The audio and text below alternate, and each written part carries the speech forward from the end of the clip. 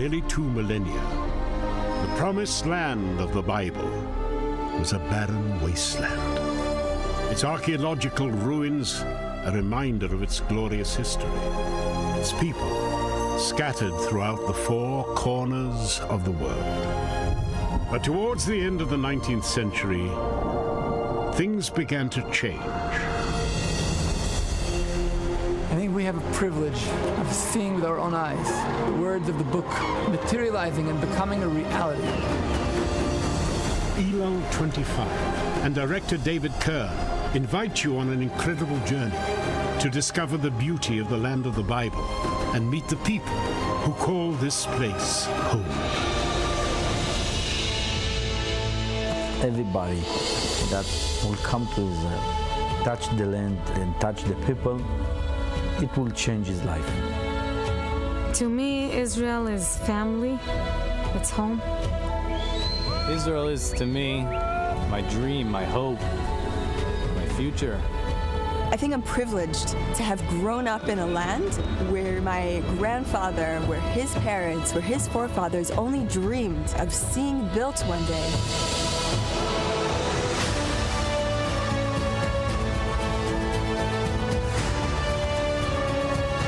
I remember when we start to play in the vineyards, all the experts says it's not going to work, nothing will go here. God says, mountain, shoot forth your branches, give forth your fruit, my children are coming home.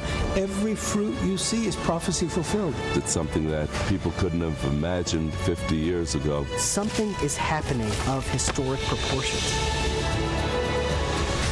It says, I will bring you in from the 4 corners of the earth, and people will know that you are my people and that I am your God. Discover for yourself the miracle of the land and the courageous hearts of the people of Israel. I am Israel. I am Israel. I am Israel. I am Israel. I am Israel.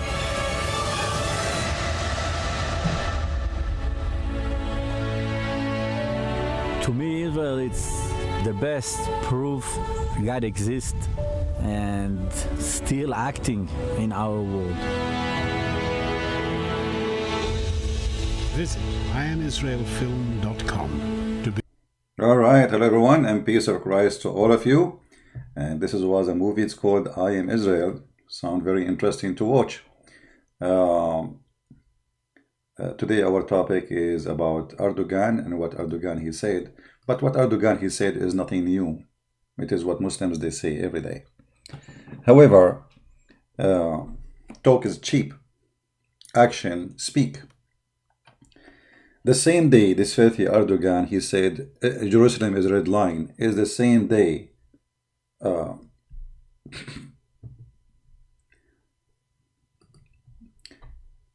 Israeli flights lands in Turkey.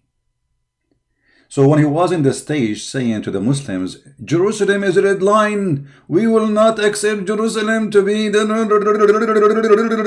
In the same time, in the same moment, Israeli airlines were landing in the heart of what is called today Turkey. This is the biggest scam person in the history. He says something, he do the opposite. Israel is one of the biggest supply for arms and ammunitions, technicians for the army of Turkey. Turkey is one of the biggest supply of information, of intelligence to the Israeli intelligence. So in public he want to fight Israel, but in reality he is one of their puppet. One of their puppet. When Erdogan he went to Israel, he was speaking as if he was a Jew. And he acted as if he is a Jew. Because all of us we knew that the one who made him a president, it was Israel. So what this is about, this guy. In one hand, he want to be the caliphate. In the other hand, he is their puppet. In one hand, he is support ISIS. In the other hand, he is their man. In one hand, he threat Israel. In the other hand, he is with Israel. I mean, who is this guy? This guy is nothing but a scumbag. He take opportunity. Whatever the opportunity is, he is with it. Actually, Turkey exists because of Israel and because of America. If not American, and the stupid American, sorry to say, Turkey would be collapsing a long time ago. If you go back not long time ago, when the Turkish lira was bankrupt, it was the stupid American is the one who sponsored it and make Turkey stand in its feet again. Each time Turkey collapses, the first one to stand and support Turkey is the stupid American. So we can say that the Ottoman, or what is left of the Ottoman Empire, is standing until now because of the stupid American. Now, why the stupid American? They are supporting the stupid Erdogan. Very simple. They want a puppy. They prefer to have a puppy they control from someone else they don't control. As simple as that. In one hand, Erdogan, he makes a speech about Islam, about Quran, Prophet Muhammad. In the other hand, Turkey is the land of nightclub and prostitution. I mean, number one income. When they ask the Mufti of Turkey, why you don't make fatwa to close all nightclub? Fatwa is a holy order to close anything or against anything. He said, if we do so, who's going to pay for your salary?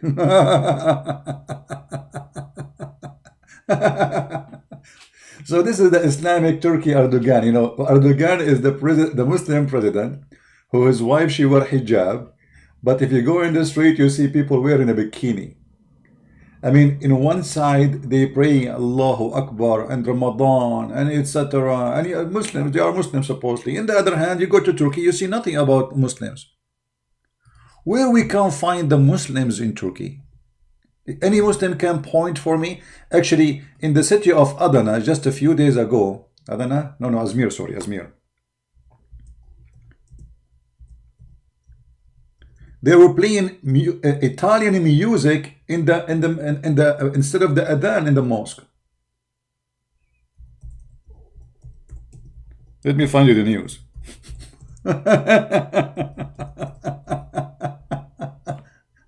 Oh boy. I mean, imagine how much this country, how much Muslim this country. Italian song Bella Ciao broadcast from several mosques. This is when? 6 days ago.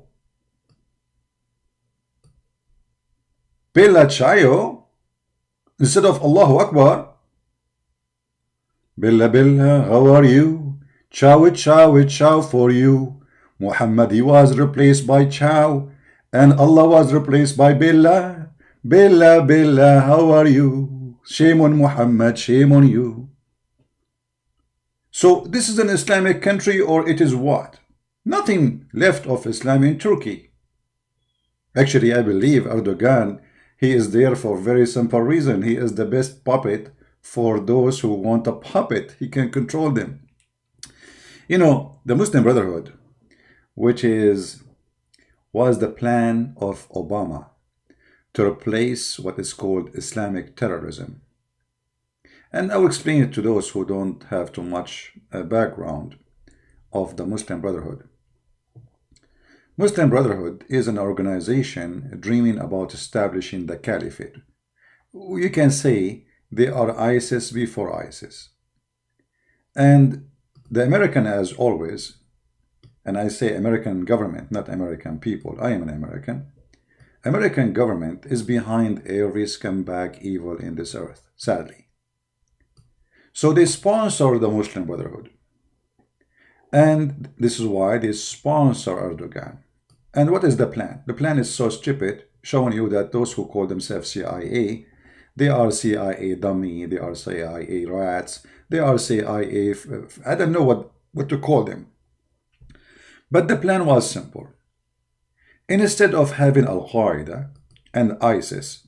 What we are going to do, we are going to sponsor the Muslim Brotherhood. And this is a middle range terrorist organization. It's not too much. We can live with it. So the plan was as the following.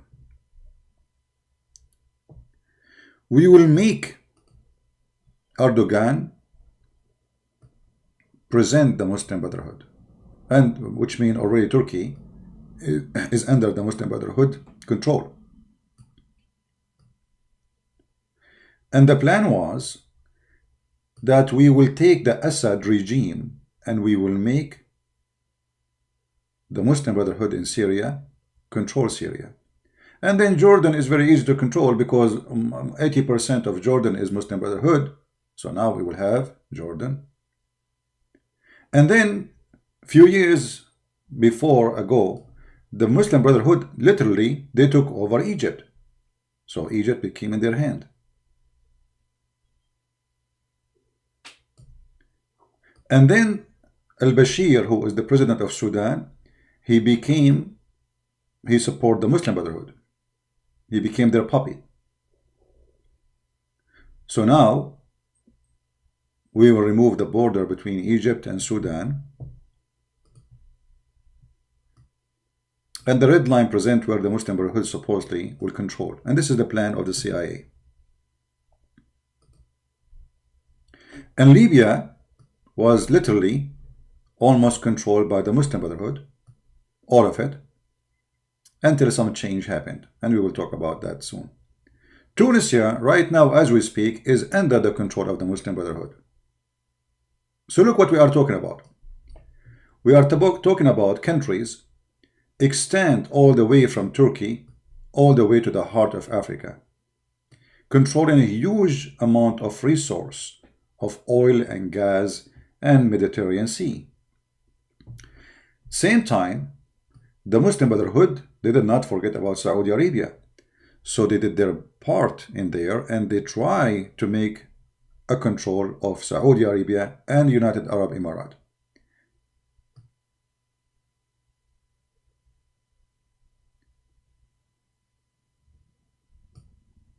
And that will make, and Qatar already is under the Muslim Brotherhood. The Prince of Qatar is a member of the Muslim Brotherhood. And that will make this state controlling the major resource of oil and gas in the world. Turkey controlling all of them. Erdogan will control Syria, Jordan, Saudi Arabia, Emirates, Sudan, Egypt, Libya, and Tunisia. But then the stupid American, they forgot that there's a smart Russian exists in this earth. The smart Russian, they came and they burned the coke of the CIA. And now we will use another line to present what the Russian did. So the Russian, they came here and they told Erdogan, get lost. And they established again borders in this area. And they kicked all the fighters who work for Erdogan from this area. So Syria is back under the enemies of Erdogan. And then the Saudi Arabia government, they discovered the plot or the plan of the Muslim Brotherhood to take over their country. So Saudi Arabia announced Muslim Brotherhood to be a terrorist organization. And the funny that Saudi Arabia announced that Muslim Brotherhood are terrorist organization, yet Trump, he will not do that because he is a potato. So Saudi Arabia, they took off the plan of Erdogan and the CIA, and they deleted this line, and now they are not. Actually, they arrested every single Muslim Brotherhood in Saudi Arabia.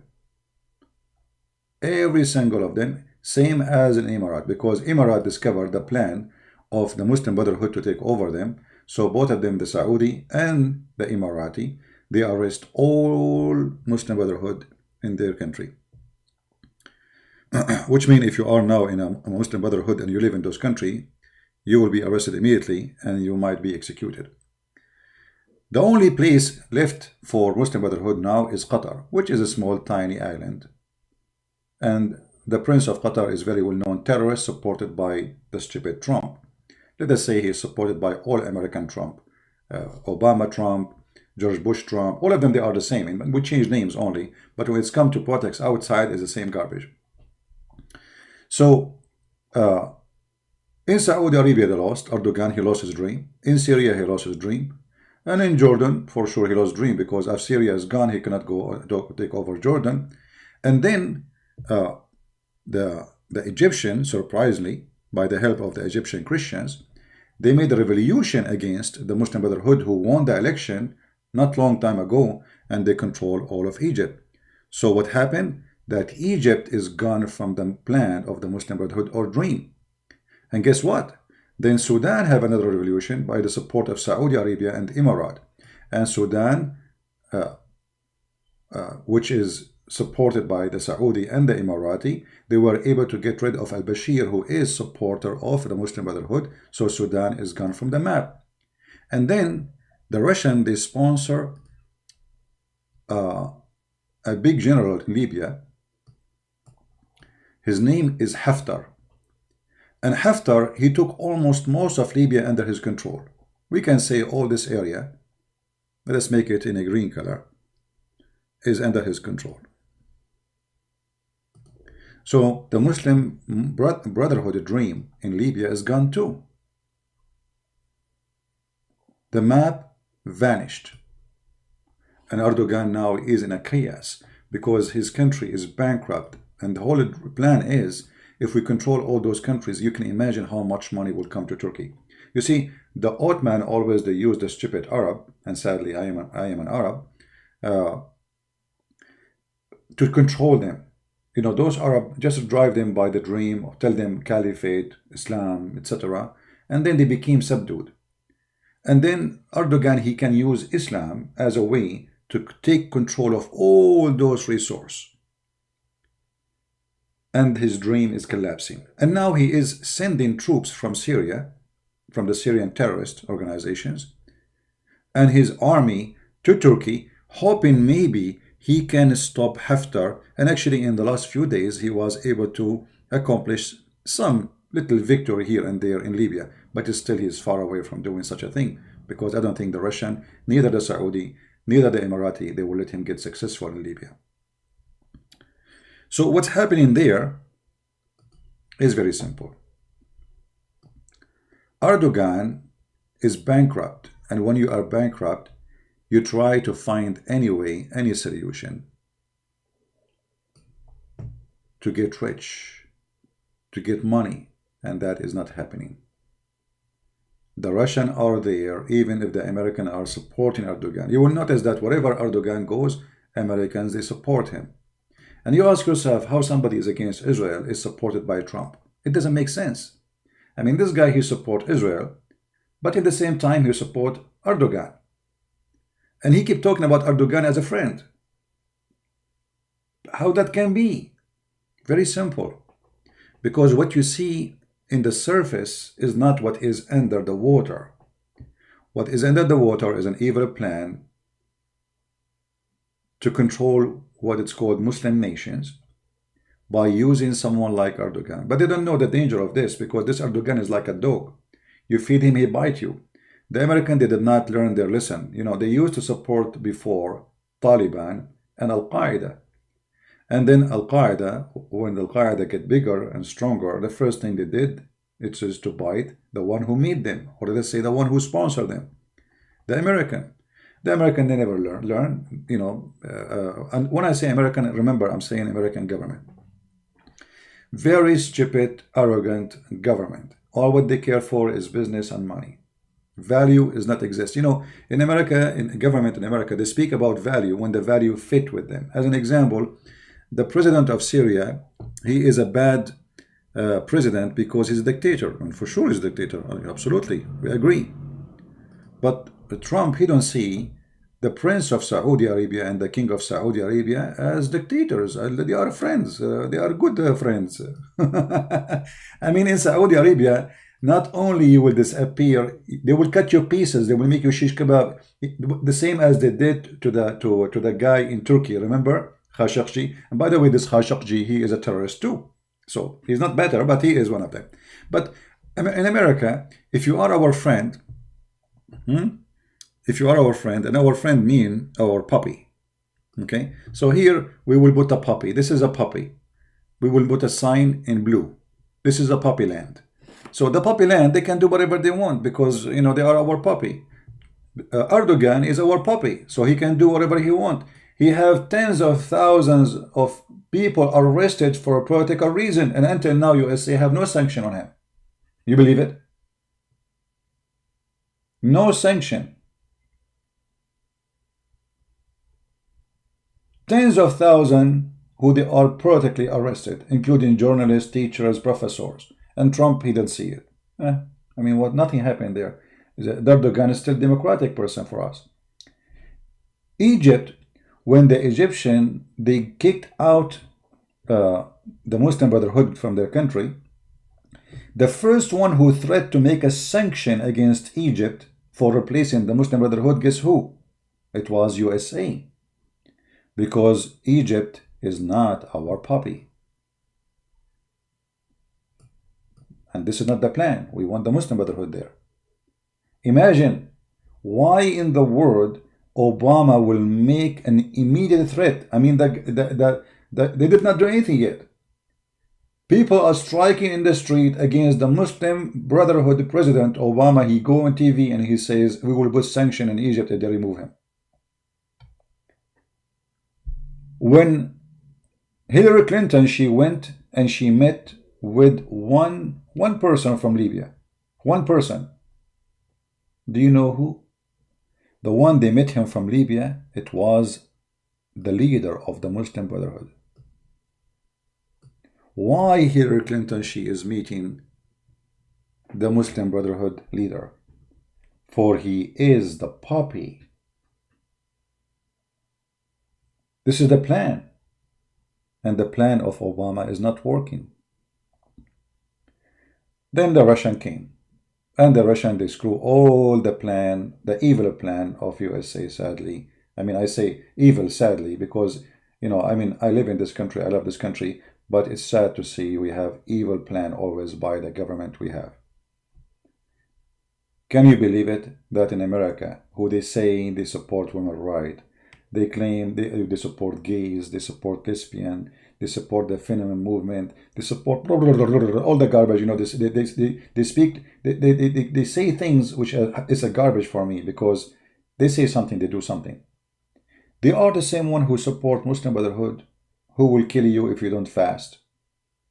They are the one who killed the Muslim Brotherhood. They are the one who killed Sadat, who signed the peace agreement with Israel.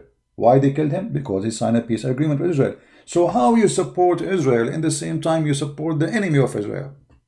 Hamas in Israel is the, you know, Muslim Brotherhood have many names. Hamas is a army brigade of the Muslim Brotherhood, and everybody knows. So how you support Muslim Brotherhood in one hand and you are against Hamas in the other hand? It doesn't make sense. No, it makes sense if you are evil. When you are evil, everything makes sense to you. All right? So Erdogan is still hoping that Trump, he will help. And now he is hoping that Trump, he will help him in Libya to take over Libya. And he hopes that the CIA will support Erdogan and the Muslim Brotherhood, who they are in a small territory in this area in Libya. They will support them against Haftar, which is supported by the Russian, you know, so they can gain and take over Libya, and that will make all the oil of Libya in the pocket of Turkey, and that will string Turkey, and Turkey then will take over Syria again, and they will be powerful to take maybe most of Iraq where the Kurdish area is located, and then maybe they will be able to take over Egypt, and maybe they will be able to take over Saudi Arabia. But that is a dream. Trump, he cannot make it happen.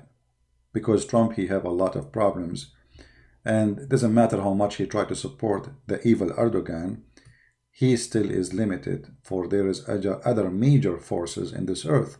Thank God that not only us, America, is a superpower, because that will be really very bad for everybody.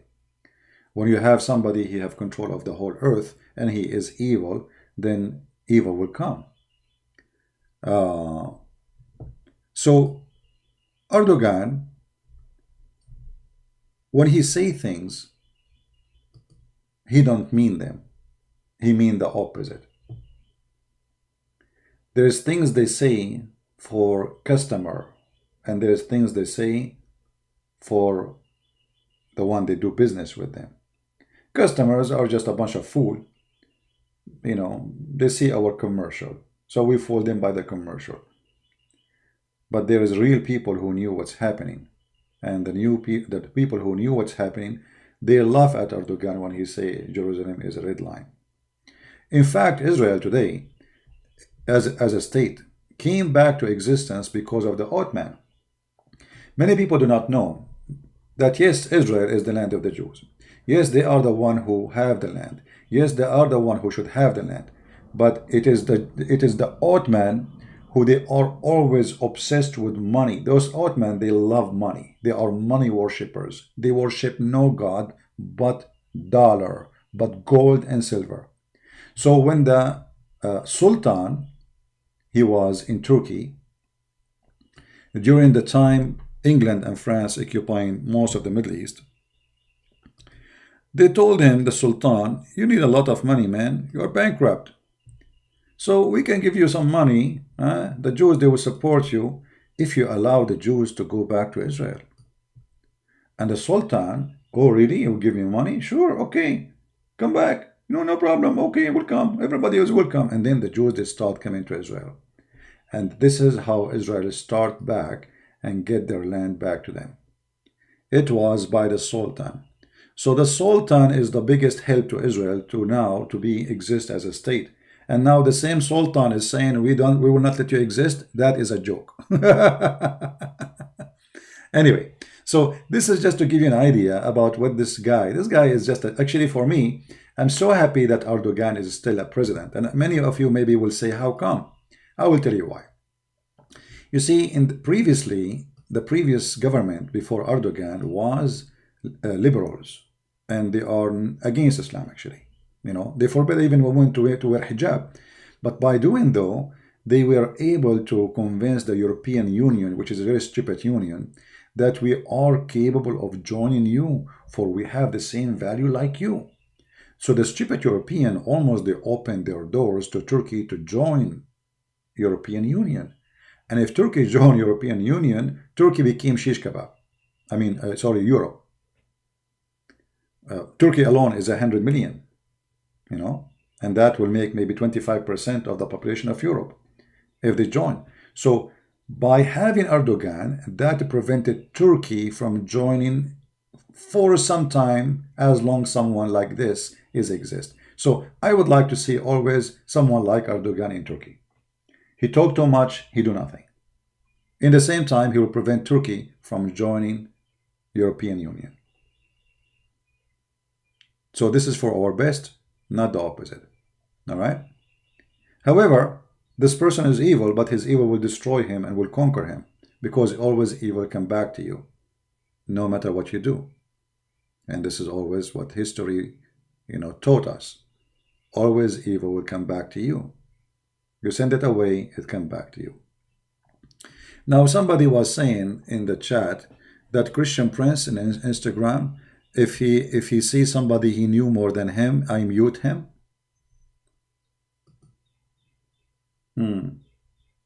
If somebody knows more than me, and I mute him. Okay. Like what? Like the guy who says to me all the Arab are liars? The one who says to me that all tafsirs are liars? The one who says all hadith are lies? Or the one who says Quran, most of it is not written by God, it's by a human? So Muslims, you complain about anything, but yet they don't dare to call me. And this is the excuse, I'll mute you. Okay, you find me a Muslim who claims to be a person who have reputation that he is really a sheikh. I will never mute you. And I don't mute them actually, I hang up on them. What mute you? I don't mute you. I hang up on you if you start saying stupid things. If you don't accept your own book, then we will debate about what? You? Your opinion? Doesn't matter. We debate a religion, not an opinion of a person. So if a person, he says to me, well, I don't accept this hadith. Okay, don't accept it. So why you are calling me? We are debating people who accept their prophet teaching and their Quran teaching. You don't accept it, don't call me. I will hang up on you. Right? So those who claim that they can debate me, but I mute them, that's a lie. You know, all the sheikhs, not a single sheikh from those who they are called sheikh, they call me and I hang up on them. We have their debate is there because they are sheikhs. We shake them. Go watch it. We hang up on kids who start saying things which have nothing to do with our topic. Right? And they knew their size. And you know, by the way, you can go live in air in your channel. So if I hang up on you, you can continue and people will see. You know, let's see how hero you are. Still, you can't make it. All right. By the way, the guy who his name Insan, he made a video and he is talking about me. But I think he, you know, and this time he did not use English because he don't want me to know what he's saying. So I will not respond to him, supposedly. Oh, man. So if one of you can translate for me what this potato he said. Let us see here. Yeah. The video is called Jawaban Christian Prince. Jawaban grades Atas Hujatan Christian Prince Kabadala Quran Tintin Lambur Hitim, whatever it is. All right. So he made it, but not there's no English, so I will not know what he said. All right. Potato. I mean, potato. If you are answering Christian Prince, why you don't speak to Christian Prince? Okay, how I will know now what you are saying? Don't worry, I will make a video about it. And I just before I come online, I decide to listen to what he's saying here to see what he's talking about. I mean, okay, what is this drama is about? So he said this. Let us see.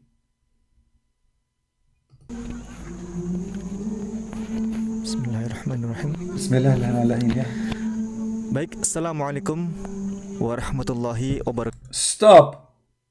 Why you say Assalamu alaikum, but your sheikh, your master, he say hi, Christian Prince? I mean, you say Assalamu alaikum, he say hi. Have you ever heard of a student like okay.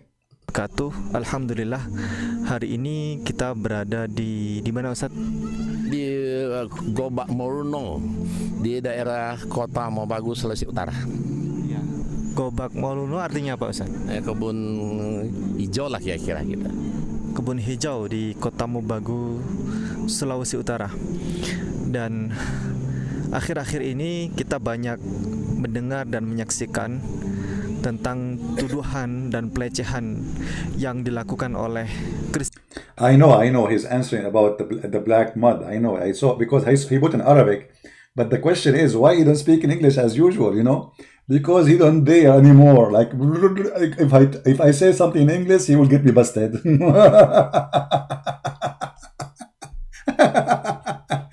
But don't worry, be happy. I will make some brothers help me and translate what you said there, and I will spank you, man. The spank is coming. So I will do tomorrow a video for you about this, and somebody will send me the translation. Let us choose just one person to translate. Who wanna translate for me and send it to my Patreon? Because you don't want everybody to do the same. There's no need for many people to translate. Who wanna translate for me? Who speak Indonesian additional to me? Or I am the only one who speak Indonesian here.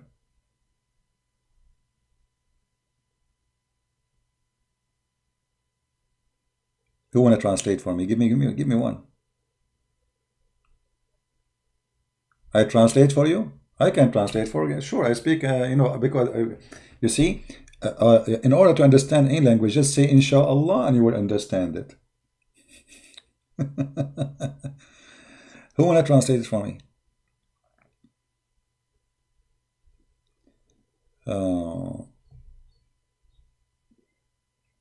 Okay, Emmanuel, Michael. Okay, Emmanuel, you send me. Do you have Patreon?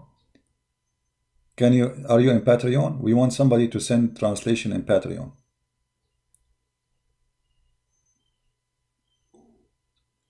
Who of you is in Patreon? He can send me the translation in Patreon. Just one person in Patreon. Who is in Patreon? We Are Blessed will do it? Okay. I did not see We Are Blessed saying that.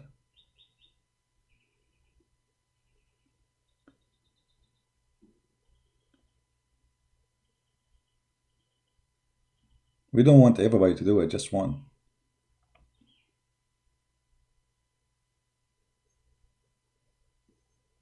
Until now, we are not getting We Are Blessed, but I don't see We Are Blessed saying we'll do it. Yeah. I need two people to compare. Okay. Let us choose one.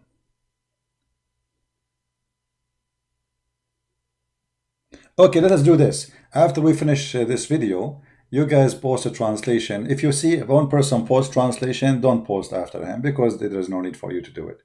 Let us make it simple. After we finish this video, one of you post the translation. She will do. Okay. So anyway, We Blessed will send me a message in Patreon. And here you see the guy. He will try to explain how the sun set in murky water.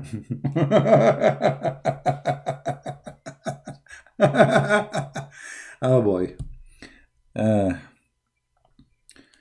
My friend, Mr. Insane, it is too sad that you are sitting next to a spring of murky water behind you and you are trying to explain that the sun doesn't set there. I mean, I look behind you, the scene is very nice, but isn't it in the Quran it says a spring of muddy hot water? It's a spring, you idiot, not an ocean. Anyway, we'll see what he said. But I hope he will not from now on start making videos in Indonesian because he's afraid I will understand what he's saying. Don't worry, I have a lot of people to translate for me. And yeah, you know, actually now I bought a new gadget. I'm not going to tell you what it is. It's a magical gadget, you know. I can just translate anything in the screen. Unbelievable. This will help me a lot. I just purchased it. Actually, I think today is going to arrive. Should I do unboxing?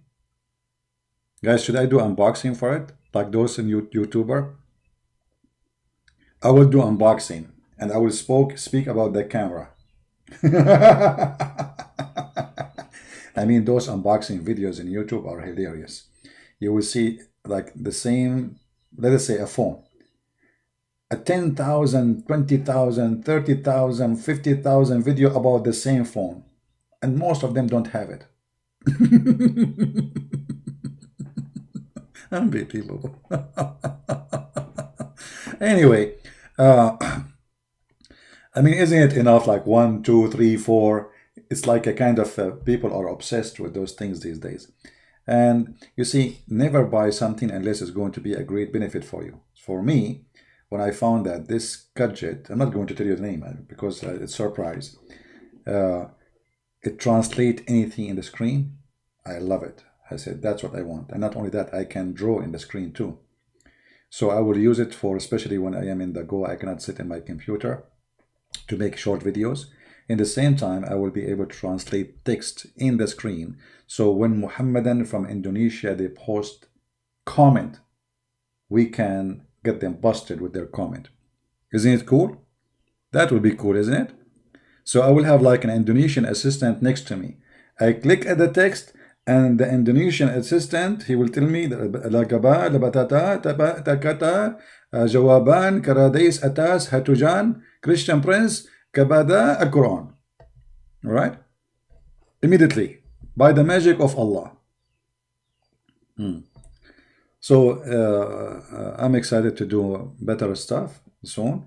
And I hope you guys, you will take my short videos and that will make it easier for you to have short video to be translated.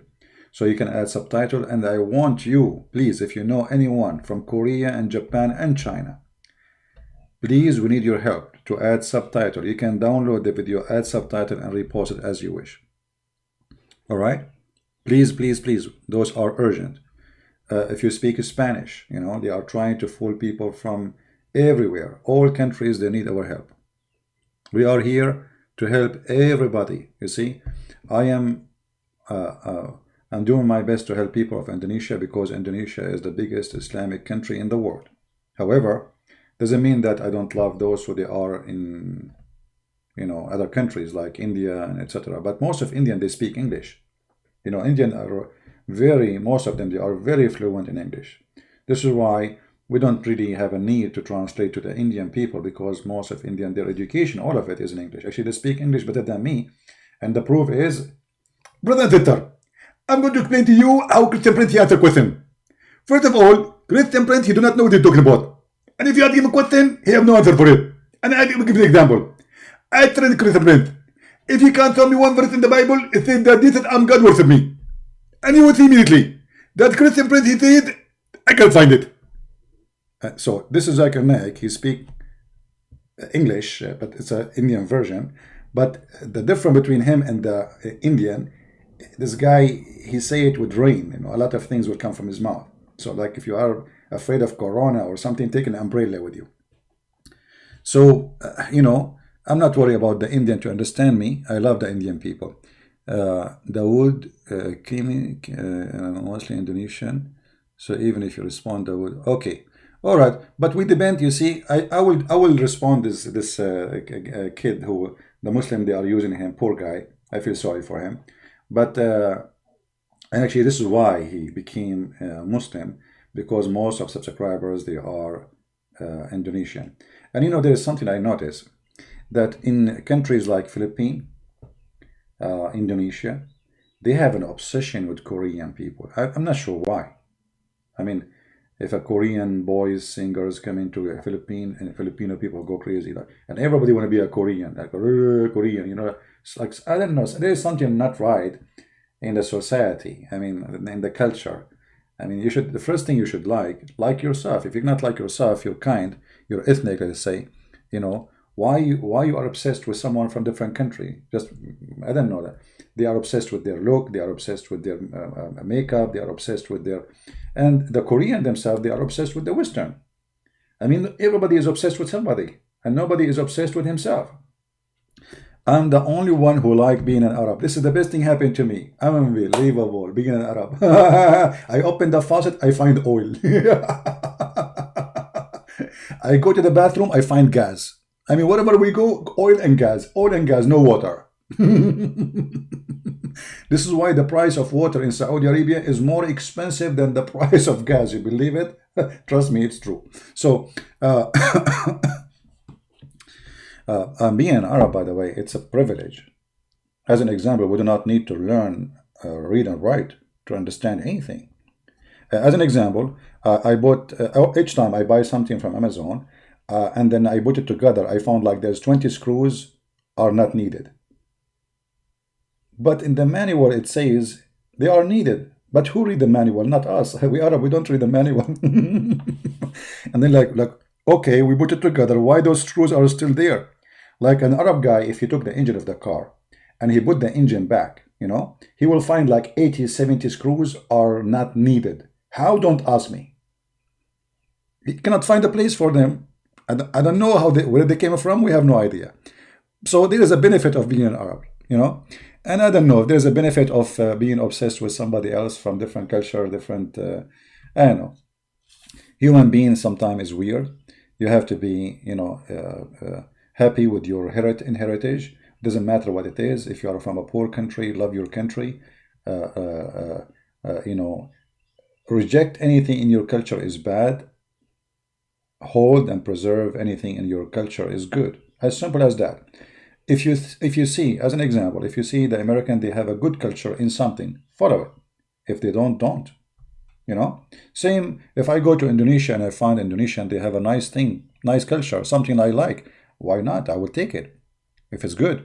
But if it's bad, I will not. So don't be a naive and don't be a person who full of fashion. And I mean, even the hairstyle start changing. People, they use their fingers in a certain way. They are copying. Even when they sing in the stage, we'll see the guy holding his balls. I mean, what this balls is about? I mean, are you singing from your mouth or from your balls? Why you are holding your balls when you are singing? Because Michael Jackson did so. Hello. See stupidity? Excuse my language. You know, I like to say it as it is. So don't be stupid and don't do what they do just because you are blind. And this is why, by the way, Muslims, they always use famous people to spread their cult. Because they knew how a human being is stupid.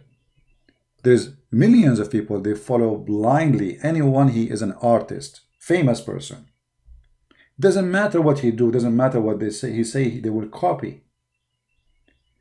I don't know. It's a crazy stuff. If you are a singer and you say something, then the whole world will copy your, your statement, and as if you are God. And then, okay, let us say, when the Muslim, they converted someone like Muhammad Ali to Islam. Did you ask yourself why they target this guy? They always try their best to target famous people because they knew the impact of famous people in the stupid, silly people. If you are silly and naive and you are empty from your side, inside, anyone can impact you. So a famous person who is actually, most of those famous people, they are perverted people, literally. Literally. They do everything evil in this earth. And most of them, they die in drugs.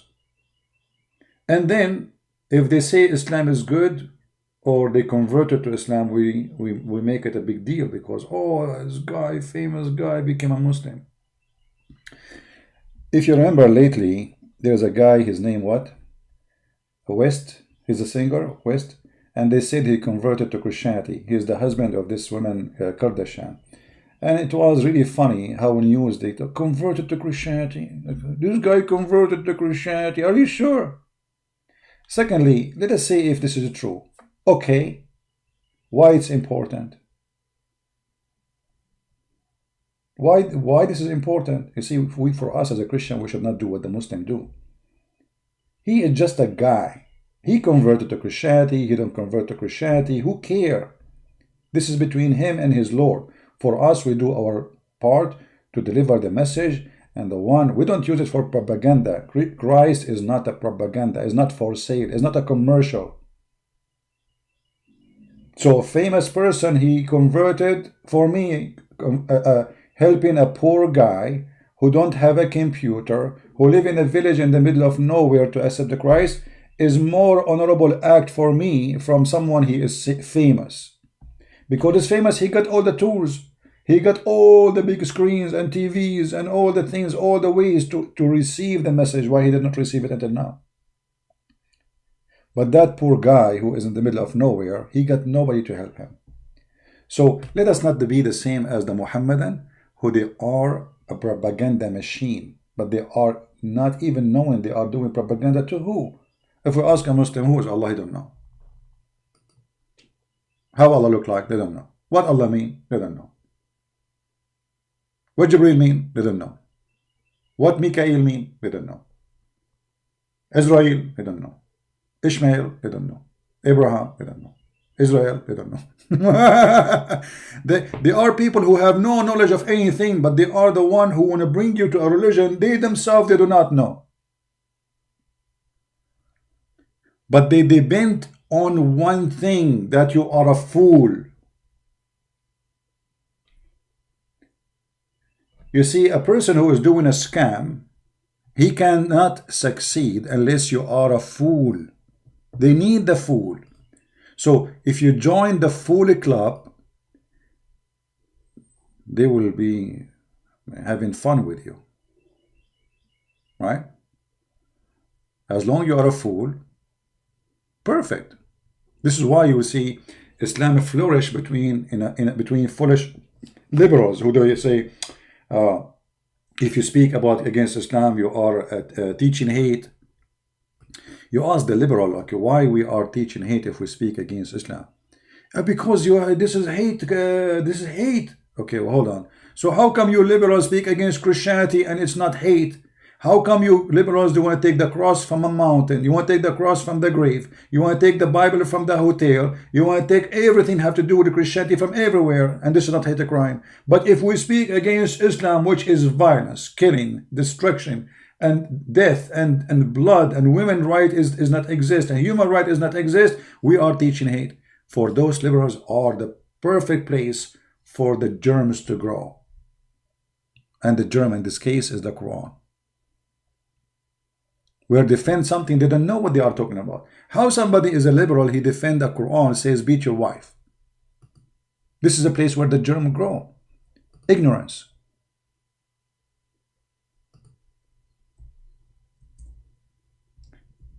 I remember when a bunch of feminine group they made a strike or something in the San Francisco, I think, to support Islam. Have you ever heard of such a stupid thing? How you support such a cult and you are a feminine group? You support a religion says beat women, as we see in chapter 4 verse number 34. You support religion says stone women. You support religion says marry many women, treat them as a bunch of goats. You support religion says have sex with the children. So how those people, they are supporting women's right in the same time they support the book of the devil, which is oppressing women?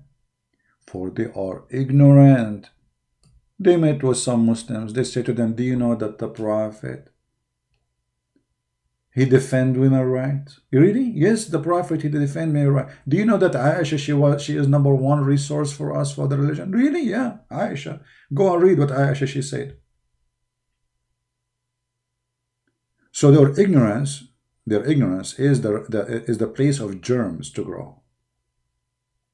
You see, if you don't brush your teeth, this is a territory of ignorance.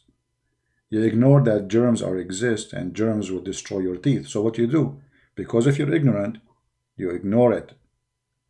So you don't brush your teeth, and then by time you will find that your teeth is coming off one by one. And this is what the liberals, they do. They hate Christianity. That's it. Christianity is our enemy. Anything else is good. Anything else. So they support by their ignorance Islam. This is why you see liberals, atheists, generally speaking, they are totally in love with each other. You know, even though the Islam want to kill every atheist, want to destroy. I mean, if you say I am an atheist in Saudi Arabia, or you say you are a gay or a lesbian, what will happen to you? They will kill you immediately. So how in America you support a religion will kill you? That is where the germs grow, ignorance. And we have to fight ignorance, right? Now, do we have any question? You see, we laugh at Erdogan. We give you some background about this guy. This guy is just a fraud. He say things, he do the opposite, and he is just sponsored by the CIA. And the only reason for him to be existent and now is the CIA. So if you want, if you know, I don't want to say this, but if the CIA are not to exist, how many countries in the Middle East will this appear? How many kings will this appear? Should I tell you? Okay, hold it. Let me go back a little bit. Let us say this. If CIA are not to exist, how many countries in the Middle East they will lose their king or president? Let us count, shall we? The first one will be gone, shish kebab, is Erdogan. This is their man #1. The second one will go is the king of Jordan. Oh man, this is not only their puppy, this is their rabbit. The third one will go is the king of Saudi Arabia and his family for sure. The fourth will go is the Prince of Qatar. The fifth will go is the prince and the family who ruled Emirate. And then, not to mention the king of Oman. And not to forget, you know, I don't know what to say about this, but we have to go there. Morocco, the king of Morocco. Those are the first to collapse if the CIA are not to support them. Those countries, actually, they all exist because of the CIA, you know. Their government, their reform, their support, logistic support, money support, arms support, all kind of support. You see, Saudi Arabia is a rich country, right? But the fact, even Saudi Arabia without USA will collapse immediately. The only thing is forming this country to be a country is USA. And let me explain to you. You see, Saudi Arabia is not one nation. When we say the word Arab, you know, when people they say Arab, they think Arab is an ethnic. Arab is not an ethnic. There's nothing that's called Arab. As an example, I am an Arab, but we are not an ethnic. How we can explain that? As an example, you know what? Let me find. Let me try to find you something. Hold on, give me a second.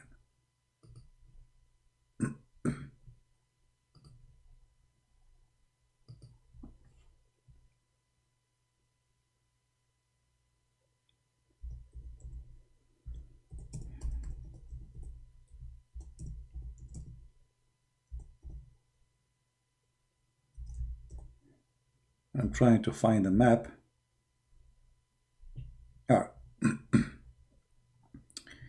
Maybe this one will work.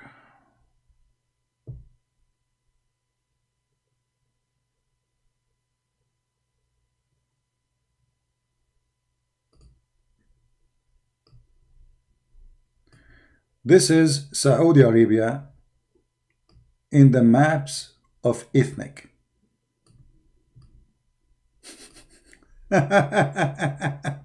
You will believe it. This is Saudi Arabia. If we go back and see who is those who they call them Saudi today. So Saudi Arabia is a country never exists. There's nothing is called Saudi. This is why they call it Saudi Arabia. This is the name of the king. I mean, do you believe it? The country have the name of the king. Because why? Because there is no country was exist. Those are what you see in the colors are tribe. Those tribes, each one of them, they have nothing to do with each other. They are not relatives. They are not family. They are not one nation. So each one of them have their own control land. And if the royal family of Saudi Arabia, which is made royal by the British intelligence one day, and then the CIA took over, what will happen that those tribes will take over again, and the country will collapse and will become countries. Do you understand? So, and add to that, there's Shia and there's Sunni, and they hate each other and they want to kill each other. And the only reason, actually, did you ask yourself why Saudi Arabia have a very small, tiny population? Because always they kill each other. Always.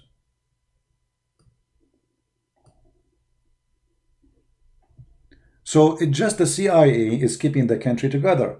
Take the royal family, this country will split to many countries. The same as Turkey.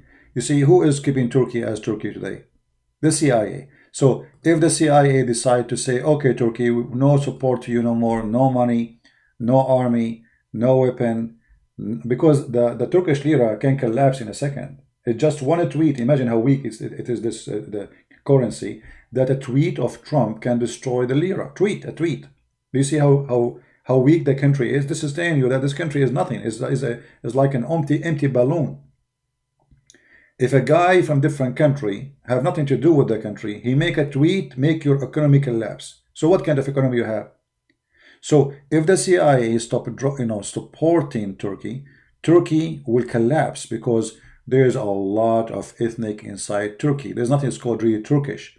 There's Kurdish, there's Armenian, there's Assyrian, there's Syrian, there's actually most of Turkey, half of Turkey belong to Syria.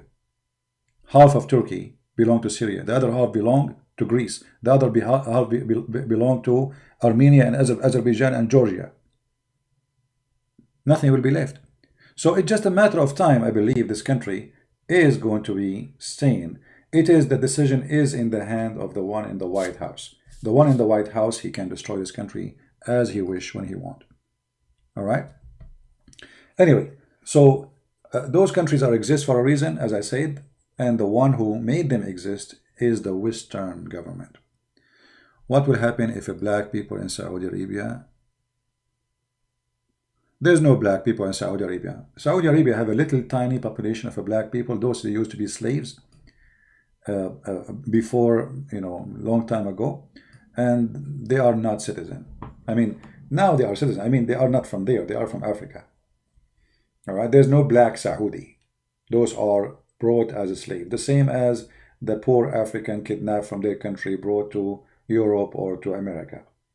So the Arab are not black people, and they have nothing to do with them. So there is little tiny population.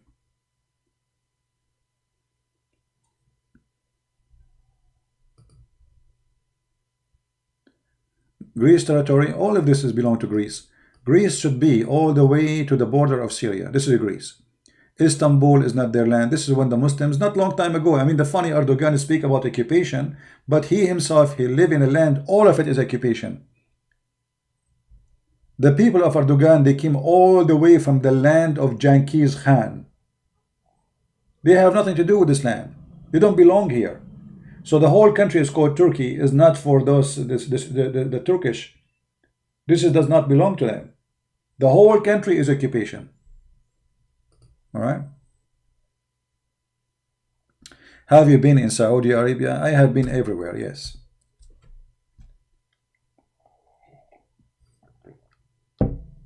Yeah. And if you live ever in Saudi Arabia, or if you are a Saudi, I don't know if there's any of you Saudi, you knew what I'm talking about. Saudi, all the richness they have, still is a very poor country in everything. You see, like most of Saudi Arabia don't have even until now a sewage. As an example, if you go to Mecca, when the flood come to Mecca, little flood, little rain, all the poo-poo which is hold in a septic tank, it's like a hole in the ground, So when little rain happen, all the poo-poo will go, all of it, to the Kaaba. Why? Because the country until now does not have a sewage. All right? If you remember, I showed you before.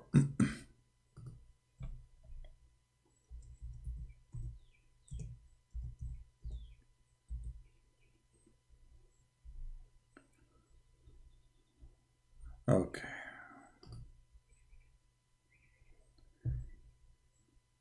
You remember those images we showed you before? This is the Kaaba.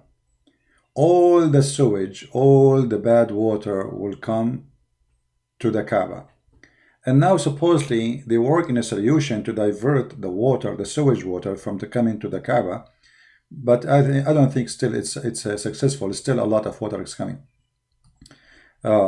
It's a very bad location, by the way, in Mecca. It's because they build it in the bottom of little hills around it, So when little rain happen, not much rain, things go in chaos, as you see. Actually, I wish I can show you videos. You will die laughing. I mean, all the money until now, they cannot stop little rain. Allah cannot help them. No, the one who can help them, only the American and the British. The only one who can give help. Allah cannot provide any help. What he can do?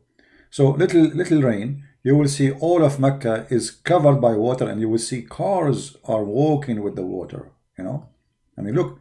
I don't know if you can see in the images. Let me zoom in.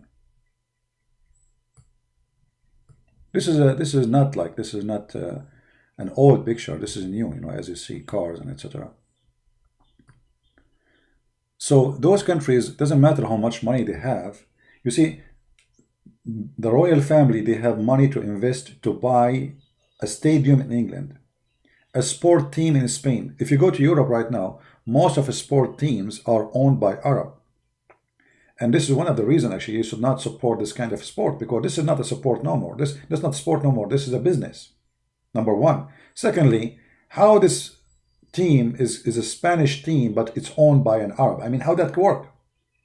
And then they say to you, like when you play football, France against Germany, but you look at the team of the German and the team of the French, you find no French and no German. All of them, they are important from somewhere. You know what I mean? It's just a foolish. So I encourage everybody not even to support what is called football. It's a filth. It's a gang. It's a mafia. The point is just anything will make money for mafia. They control it. Anything will control the mind of a human being. They will control it, and football is one of it. So if you look at the football today, is nothing but a mafia business, and you are the victim. They fool you. They say to you, there's a game between this team and this team, but there's no team in the team. It's not Germany versus Brazil, because simply there's no German in the German team, and there's no French in the French team, and there's no Saudi in the Saudi team, and there's no, I mean, the team is from everywhere, and they call them German team. What is the German team? Somebody saying, I know a Palestinian Christian who do hate David Wood. He says they are Islamophobe. Shouldn't Christians support David, etc.? Okay, my friend. If somebody he claimed to be Christian and you call him Palestinian, why you don't ask him, what is your country? Where's your country? And what happened to your grandfather? And who is the one who took over your country? So those are, you know, if maybe what happened, if you live between, let us say you are a Christian kid who grew in the Middle East. What school you will get? Arab Muslim school. What education you will get? Muslim education. So if you are not smart enough to study and research yourself, you will be just a copy as any Muslim. As an example, I remember, you know, when I was in school in the Middle East, the teacher kept talking about the Jews, they took our land, the Jews, they took our land, you know, the same hate speech. So I asked him, sir, who is the one who built the city of Jerusalem? He said, according to historian, an Islamic historian, it was an Islam, it was David and Sulaiman. So I laughed. And I said, so the land, this is their land then? He said, sit down, sit down, sit down. You're always like that, sit down. So it's their land. I just asked the teacher. He said the one who built the city is David. And by the way, his information is stupid anyway. But this is what they believe. So how you are saying to me they have no right to be there, and you yourself, you believe that the one who built the city is those guys? Isn't it David, the king of the Jews? Isn't it Solomon, the king of the Jews? So if you are a Christian kid and you grow up in the Middle East, it's very much likely you will be brainwashed by what you hear. So don't blame him. Blame his family, his church, the cowards who did not teach him the truth. There's a coward there who did not dare to say the truth to the child. Even the Quran confirmed that the land is the land of the Jews. And if we are being called Islamophobic for exposing Islam, they can call us whatever they want. How come the Muslim, they call us pigs, monkeys, and they are not called Christiophobic? So Muslim can call me pig, can call me monkey, can call me najas, which means filthy, dirty. They can call kuffar, they can call me a pagan, they can call me all the names. And yet if I say, no, I'm not, you are a liar, that will make me Islamophobic. This is the Quran, chapter 5, verse number 21, says that this land is the land of the Jews. There we go. Allah says to Moses, he told Moses to tell his people, oh my people, go into the holy land which Allah has ordered to you. You see it? Do you see it? So even the Quran says this is the land of the Jews. Do you know that the Quran never mentioned the word Palestine? Why? Because Muhammad Muhammad himself is the same as Erdogan. You see Erdogan?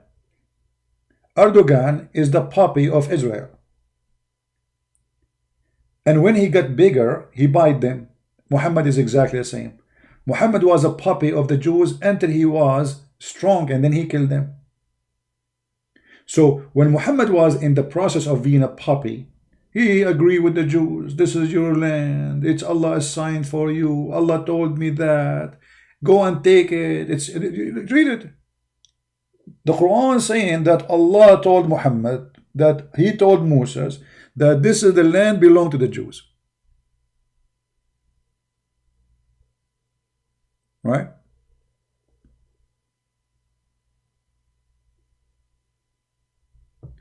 Is it true that Illuminati has been controlling the world? I don't know what you are talking about, my friend. Don't go by fiction stories. Don't watch too much cartoon. So, even the Quran confirmed that this is the land of the Jews, and Allah, He punished the Jews 40 years to be lost in the desert, for they refused to kill the Palestinians. Read it. He told them, let us go and attack. They told him, we are not going to attack. From all the Jews, only two Jewish Muslims here, listen carefully, Muslims, two Jewish, they decide to do jihad with Moses. Only two. The Quran says that. I mean, look how funny this story. Moses, he got only two Jewish to join him to go to Palestine, brother. Only two. Are you sure? And then they told him, no, we will not enter it and we will not attack the gate. What gate? Huh? The guys, they said to Moses, let us go and do jihad and attack them in the gate. What gate? What gate, you idiot? And we will be victorious. I mean, look at this. Look how stupid story. Moses and two guys will be victorious against an army. True story. Must be a true story. I mean, come on. Okay. And then they said, oh, Moses, this is the Jews now, the left of the Jews. Only two Jews agree with Moses. The rest, they don't want to do jihad. They said, oh, Moses, we never enter the land. As long they are there. If they leave, we will go. Okay. What happened to Allah now? Which means, the Jews refuse to kill the Palestinians. You Muslim, don't you say that the Palestinian is the one who owned the land? Which I find very funny. So Allah, I'm quoting the story according to your God, the God of the falafel. So if you don't enter the land, Allah will upset from you. Look what happened. He said, oh my Lord, I have control of none. Musa, he went to Allah, complain. They don't want to fight with me. Allah, he said to them. So Allah, he said, for this is the land will surely be forbidden for them for 40 years, that they will wander on earth. Okay. So Allah, he forbid the Jews to enter the Holy Land for 40 years because they refused to kill the Palestinian. Fairuz is saying, let me show you Fairuz's question. I like your question, Fairuz, honestly. You are the smartest Muslim between all the Abdul. He's saying, please tell me how Islam fastest to grow in religion if it is false. My friend, first of all, Islam is the fastest dying religion. If you are talking about population, population doesn't count, because even your prophet, he says Islam is taught as a strange religion and will end as a strange, which means nobody believes in it. And the proof is so clear. Do you listen to music, Fairuz? If you listen to music, you are going to go to hell according to Muhammad. If you wear jeans, you will go to hell. If you wear sport shoes, you will go to hell. Do you drive car? You will go to hell. Your prophet, he says, the one who do what the kuffar do, he is one of them. As simple as that. So, all of you Muslims, you don't practice Islam. Look, let me show you what your prophet, he said about the Muslims. Who is the Muslims for Muhammad? Unless you want to say to me, Muhammad is a liar, then I have to agree. What I can say. As I know, like even at Jazeera, they were making a program a few years ago about 16,000 Muslims leaving Islam a day, not a year, a day. So where is the fastest growing religion? If you're talking about population, that even against you, not for good, for your good, because you don't have food to feed them. This is why every single Muslim want to immigrate to Europe. So what is population will do for you? Now, if we go here, we will see what your prophet said about the end of Islam.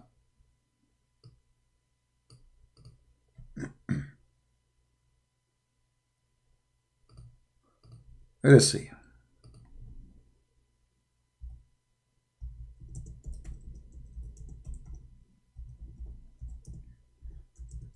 I will find you, unless you want to say your prophet is a liar. That's according to your prophet, nobody will do Hajj no more.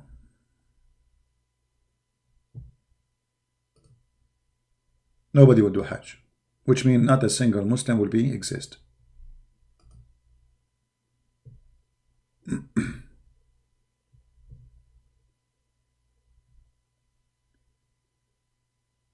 Okay, let's see.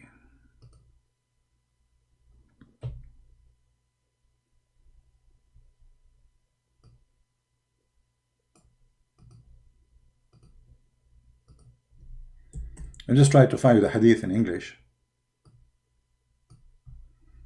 Here we go. Guys, read with me what Muhammad he said about the fastest growing religion. Yahya related from Malik, from Ibn etc. blah blah blah blah, from blah blah blah blah blah, from blah blah blah blah blah, from the messenger. May Allah pray on him, not for him, not to him. He said that Muhammad said, the Medina will be left in the best way that it is until a dog or a wolf enter it and urinate on one of the pillars of the mosque or in the member. They asked the messenger, who will leave the fruit of that time? He replied, animals seeking food, birds and wild beasts. Now the hadith doesn't make sense, stupid, you know, but what Muhammad is saying, that the Medina and Mecca, and I will show you the other hadith about Mecca too, that time will come and nobody will go there because no Muslim left. To the point every dog will piss in the most holy location for the Muslims. Do you see it, Pharaohs? Are you there, Pharaohs? So if you are saying to me your prophet is a liar, I agree with you. Member is where you stand up, like, you know, the Muslims, they learn from the Christians, they copy from the Christian churches in the Middle East. So in the Christian churches, there is like little stairs, you go and stand in the top. So when the priest he speak, people they can see him when he talk. You know, at that time there's no microphone, speaker, etc. So the Muslim they copy from the Christians, the member. This is what exists in our churches, what they converted to mosque after the occupation. So Muhammad saying it clear that this is absolutely this is Sahih. Why not Sahih? Why not Sahih, my friend? Anything they don't like is Sahih, is not Sahih.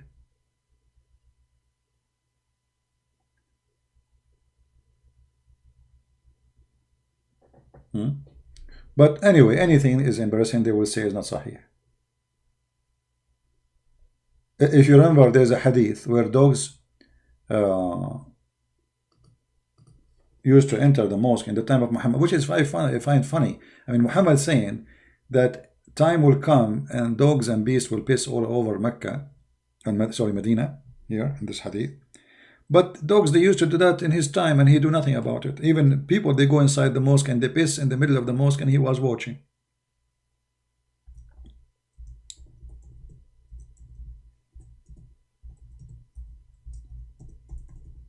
Let us show you the other hadith.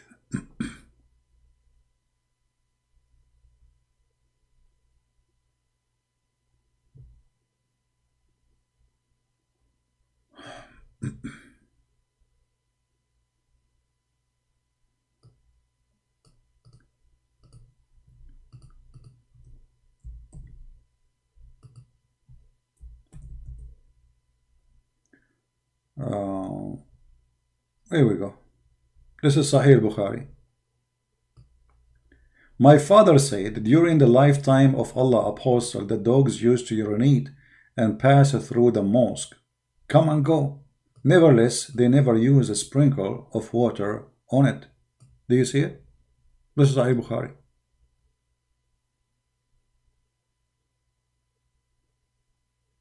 Do you see it? Dogs. Dogs go inside the mosque, Muslim praying and Muhammad praying, and nobody even clean after that. And this is telling you about the quality of those who follow Muhammad. I mean, what kind of mosque this mosque is?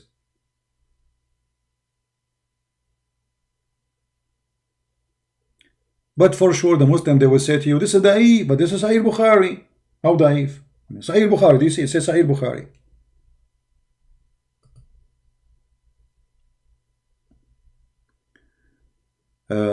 Emmanuel Michael, you speak 6 languages. Do you speak Korean?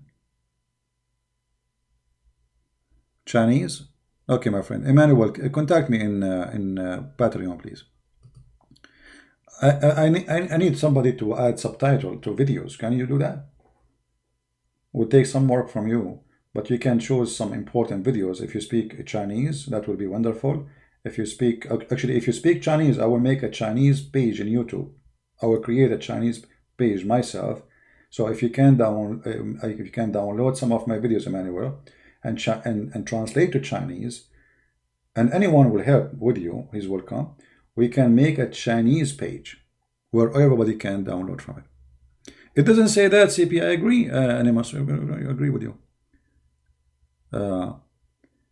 Did you find Jesus in paradise? I will call you as Chipeta Abbas.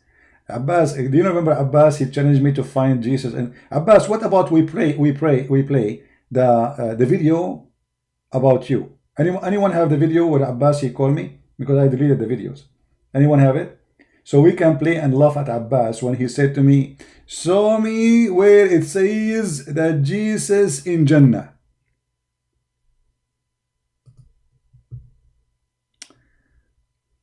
Hadith is made by a human. Well, the Quran is made by a human. Isn't it the Quran you are reading is the Quran of Uthman?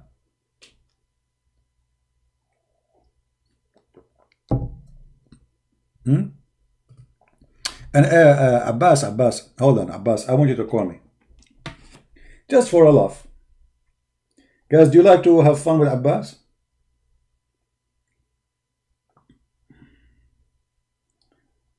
Hold on. Give me a second. Abbas. Give me a second, guys.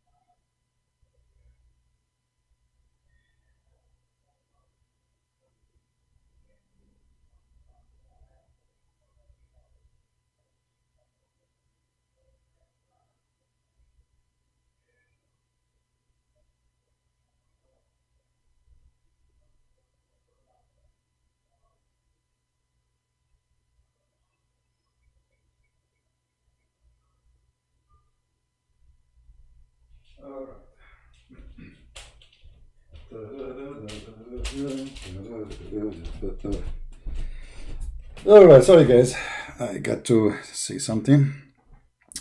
Abbas, you wanna call me Abbas?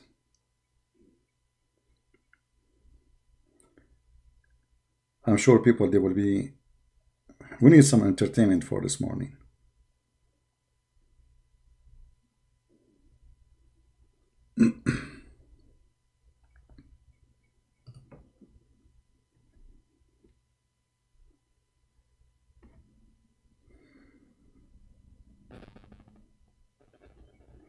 Okay, Abbas. I am in Skype, Abbas. Call me, Abbas.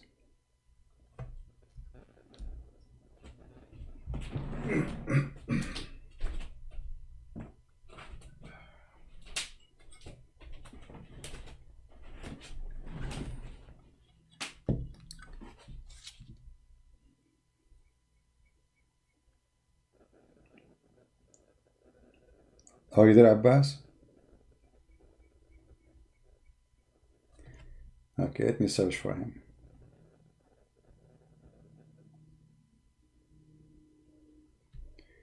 Alright, let's call Abbas just for a laugh.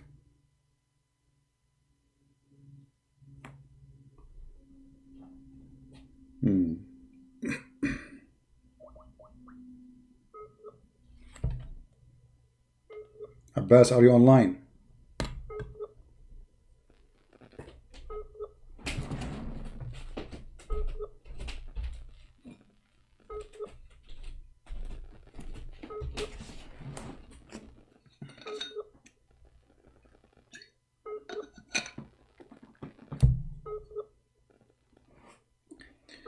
What happened to you, Abbas? Abbas is not online. He wanna call me, but he's not online. Abbas is not online. Brave Abbas. Feroz? Feroz is saying to me, stop calling fake Muslim. Are you a fake Muslim, Feroz?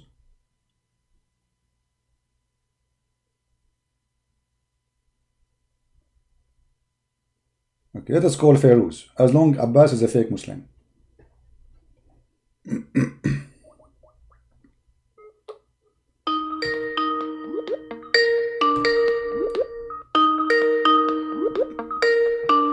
Answer, Feroz.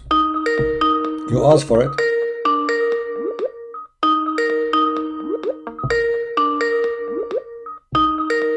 Answer, Feroz.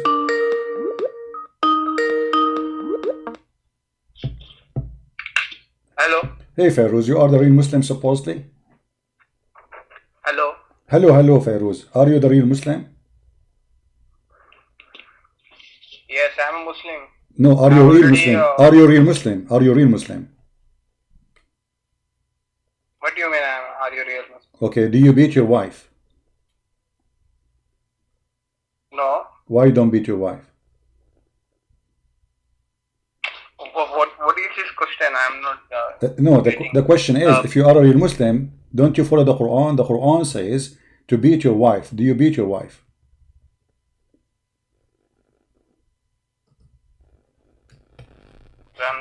I know that verse. Hello? Yeah, I'm listening. Yeah. Uh-huh.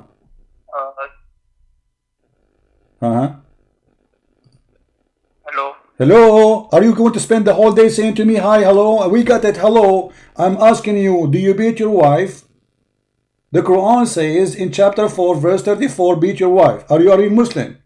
Are you willing to follow the Quran? If your wife, you ask her to make some coffee for you, and she said no, are you willing to beat her and follow Allah?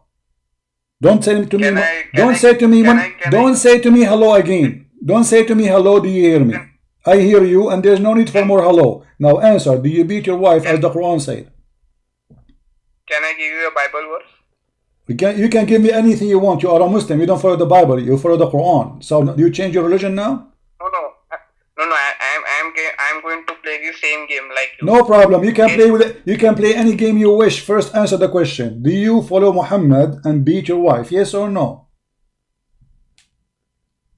No, I don't beat my wife. So are you saying? Are you saying? Hold on. Are you saying beating your wife is wrong? Wait. Let me give you a verse. No. Are you saying beating your wife is wrong? Yes, it is wrong. Okay, so why Allah allow you to? So why Allah allow you to beat your wife as long it's wrong? I can give the same verse from. No, you cannot give me the same verse. No. There's no same verse, and the Bible says you can beat your wife. You are a liar, and I challenge you.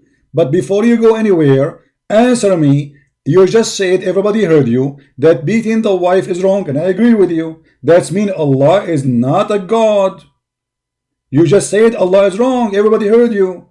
And you are the one who claimed that you are the real Muslim. I'm a Muslim. Okay, but you just said beating wife is wrong. Everybody heard you. Does it say in the Quran that beat your wife if you fear their rebellion? It says that. Is there a verse in Bible where it says kill women and children? Here we go. He will change. This is this is war time, my friend. This is war time. What does this have to do with the wife? What does this have to do with the wife? Is there a verse in answer. You just said, you admitted that beating wife is wrong. Allah is teaching you wrong. Is it wrong or not?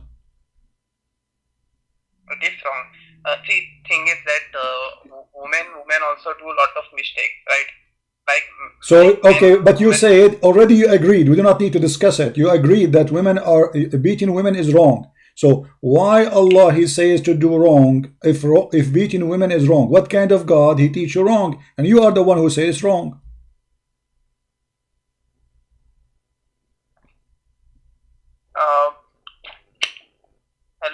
Hello. Yeah, hello. Yeah, gather some thought. Hello. Do you hear me? Hello. How many times you said to me hello? How are? So all this time you are, like don't recall Muslim, fake Muslims. So supposedly you are the real Muslim, and in 2 seconds we discover you are not a real Muslim. You are not willing to follow the Quran. What kind of a real Muslim? He is not following his God teaching, and he says it's wrong. You and me, we both agree in Bible and in No, I agree with the Bible. I agree with the Bible. It's you who don't agree. I just showed you a verse. It says you don't agree with it. You are the one who don't agree. Whereas I never said I don't agree. You just said that beating women is wrong. You just said beating women are wrong, and the Quran says beat your wife. So you just admitted that Quran is wrong. Okay.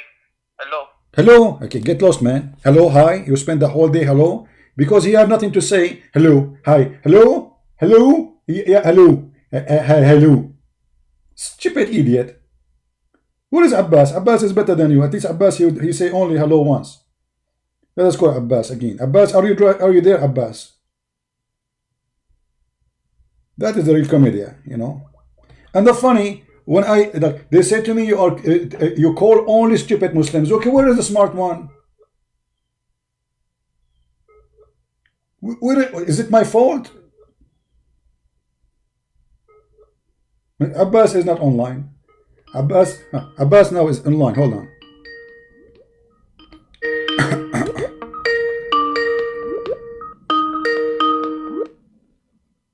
Hello. Hey Abbas, how are you? Are you driving? I am actually, yes. How I know? I must be a prophet of Allah, brother. So Abbas, do you want to tell me? What's wrong with driving? I drive for Uber. So what's wrong with driving? No, I'm not saying anything. But you make it. No, I'm not saying that. I'm saying always you use that as an excuse not to answer me. Oh, I remember last time I was driving while I was talking to you, and you hang up. Okay, because you are stupid. Because you are stupid. You say to me. Okay, repeat to us what was your challenge. Repeat the challenge.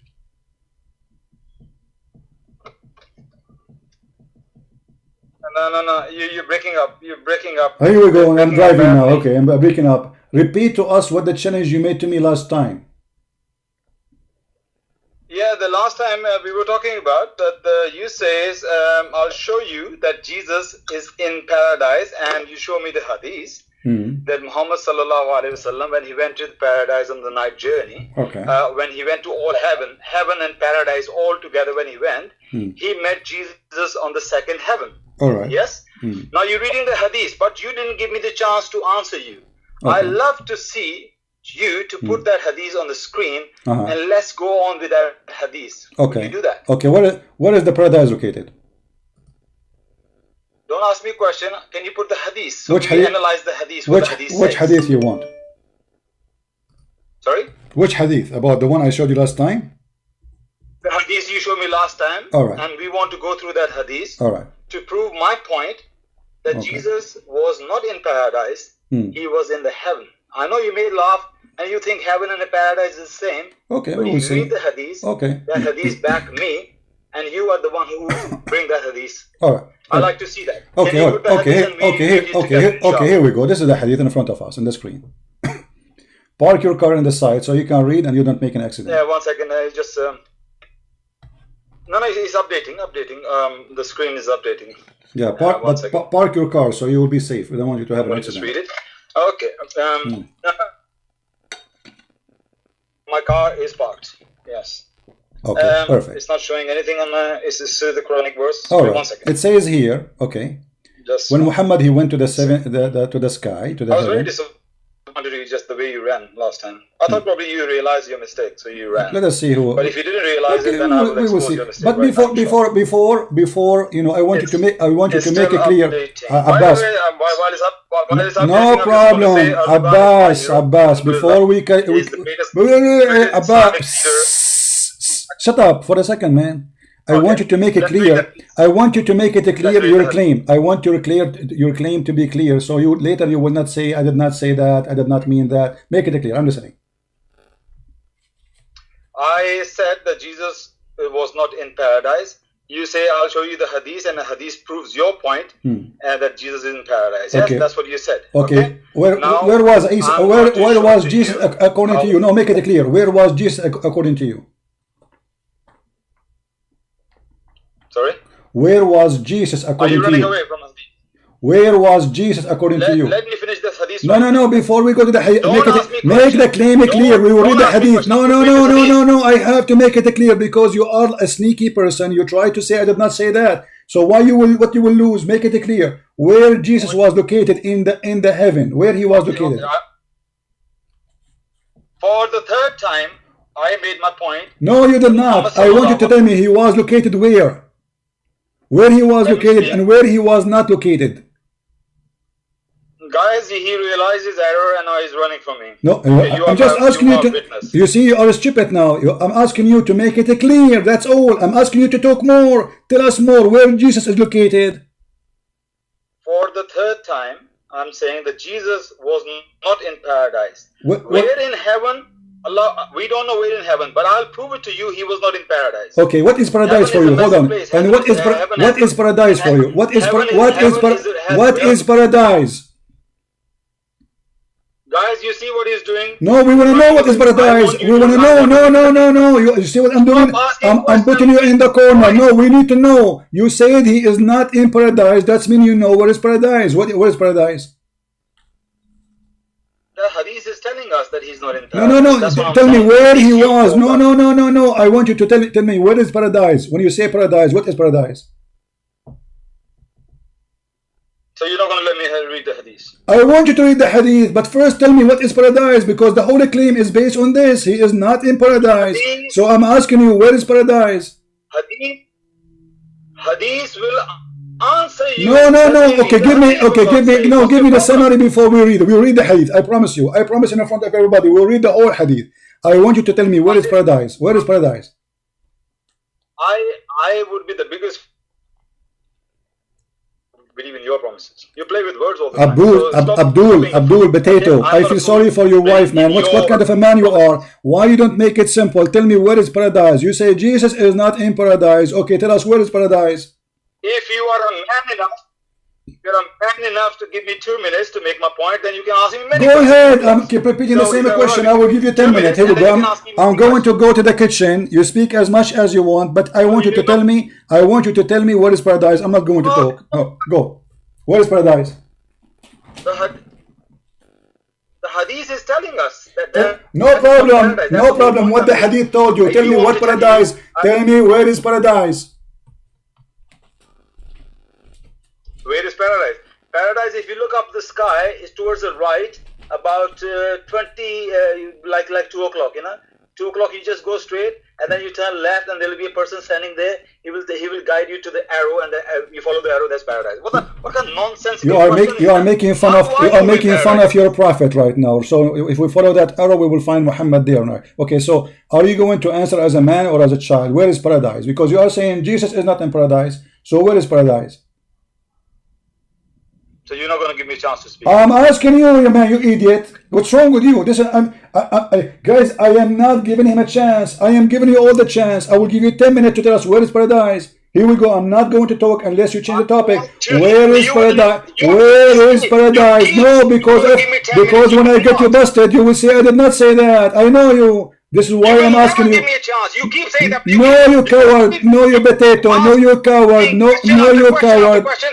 No, okay, tell us where is paradise. Okay, guys, why you don't want to tell us where is paradise? Are you saying you do not know where it is? I already told you I don't know where it is. I don't know where paradise is. So how you know Jesus was not there? Guys, he do not know where is paradise, but he knew that Jesus was not in paradise. Hadith is telling us. The hadith is telling you, okay, tell me what the hadith says, that where is paradise? You just said, you stupid idiot, you just said you do not know where paradise is. And now you are saying to us, the hadith will tell us where paradise is? Are you stupid or what? The answer to your question is, I don't know the location of where the paradise is. I'm not asking you location. Abdul, there's no paradise exist at all. This is not the question. The question, according to Islam, according to your prophet, where is paradise? Because you said Jesus was not and he is not in paradise. Okay, based on what you decide that Jesus is not in paradise? This is the question, because that means you know what is paradise. Otherwise, how you know that Jesus was not in the paradise? You see, this is what you do. You play with words. Why are you not giving me a chance to speak? What are you afraid of? Why you are not going to answer? What are you afraid of?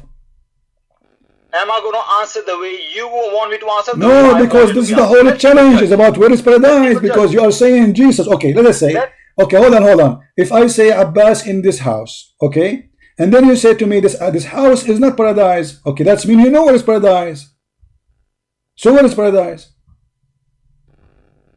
The question, basic question is, I say Jesus is not in paradise. Okay, that's mean you know, that's mean you know, that's mean you, okay, that's mean, Jesus was, he didn't meet him in the paradise. Abdul, but that's mean you know what is paradise. Do you know? In order to say Jesus was not in paradise, then you should have information about paradise, correct? Okay, let me make my point and let people judge. No. You will make your point. You will make your point. What is the formation? No, before you talk, because later you will say you did not say that. I know you. You are a coward, as your prophet. Now, what is paradise? What do you know? What do you know about? You can expose me on that. What do you know about paradise? Tell us what is paradise. Tell us what is paradise before you tell us Jesus is not in paradise. What is paradise? Okay. If you're asking about the location of the paradise, I don't know. But I know for sure. Okay, what is paradise? Muhammad met Jesus. Okay, where is paradise? Okay, where is paradise? Where is paradise? Where? Okay, no problem. Okay, no problem. What is paradise? What is paradise? Oh, I see. What is paradise?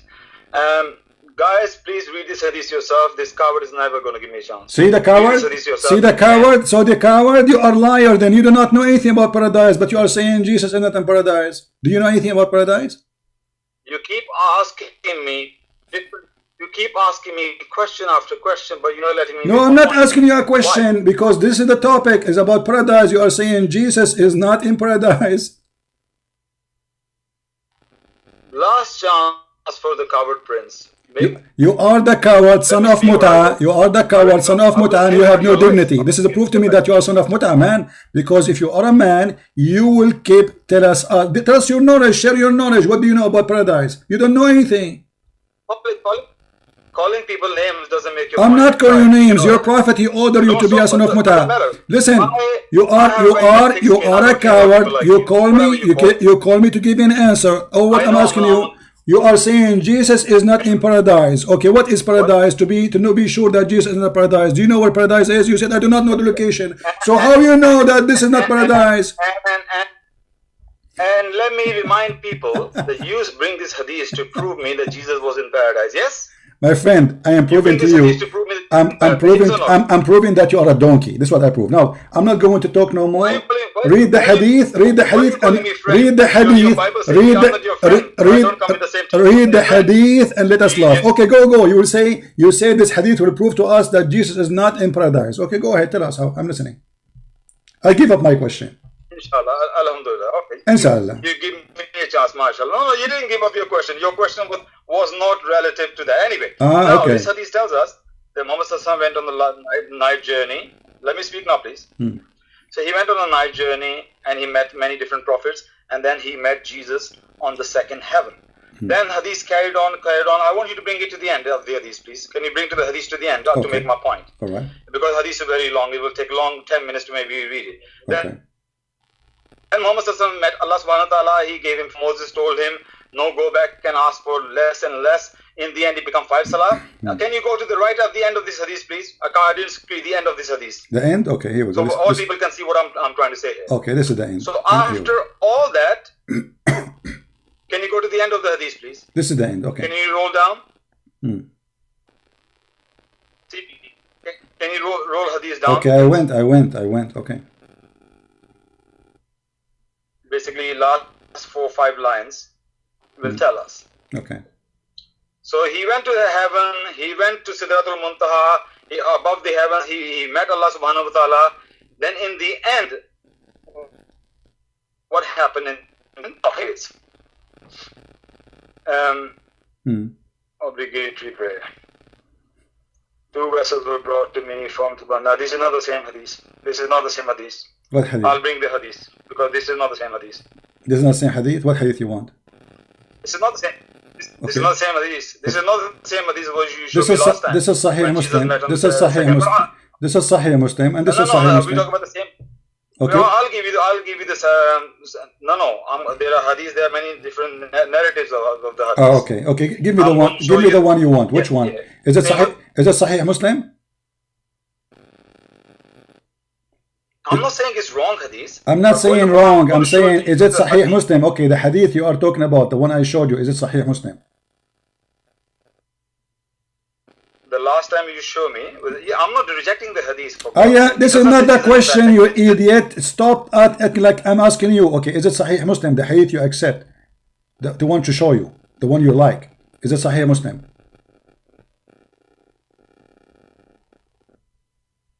Okay. Now, yes, I'm going to Sahih Muslim. Yeah? Okay, this is the second one in Sahih Muslim. Is that the one you want? Is this the one? Okay. Is that the one you want? Okay, is that the one you want? Sahih Muslim. I'm reading the hadith for you for the benefit of all people. Sahih Bukhari, hadith number 349. Al-Bukhari. This is Al-Bukhari. Hold on. Let us open Al-Bukhari. Hold on. Let us find Al-Bukhari. Let us find Al-Bukhari. Okay. Sahih Bukhari, hadith number 349. Book 8, hadith number 1. Hadith number. Same thing mentioned that hadith number 1. Hadith Same number thing 1. mentioned that he met Adam, Idris, Moses, Jesus, and Abraham in the second heaven. Okay. The same hadith, and the hadith carried on. Sahih al-Bukhari, hadith number 1. Okay. Sahih al-Bukhari, book number 8. Hadith number 1. Or international number is 349. Hadith number 349. Do you want to put in the screen, or you want me to read from my... hold on, no, I will put in the screen so everybody can see. Book number 8, book number 8, book... Hadith number 1. 8, hadith 1, hold on. Number 1. Yes. Give us a second. It's the same story mentioned. No problem. He went to the heaven. No problem, my friend, no problem. Let's see it so we can see what are you talking about. Stop calling me friend. You stop calling me friend. You're going against the Bible. Don't call me friend. I'm not coming with the same teaching. You are not my friend. You are my joker. Here we go. Okay, so you're a hypocrite. Okay, here we go. This is the hadith you are talking about. Hold on. Okay, hold on.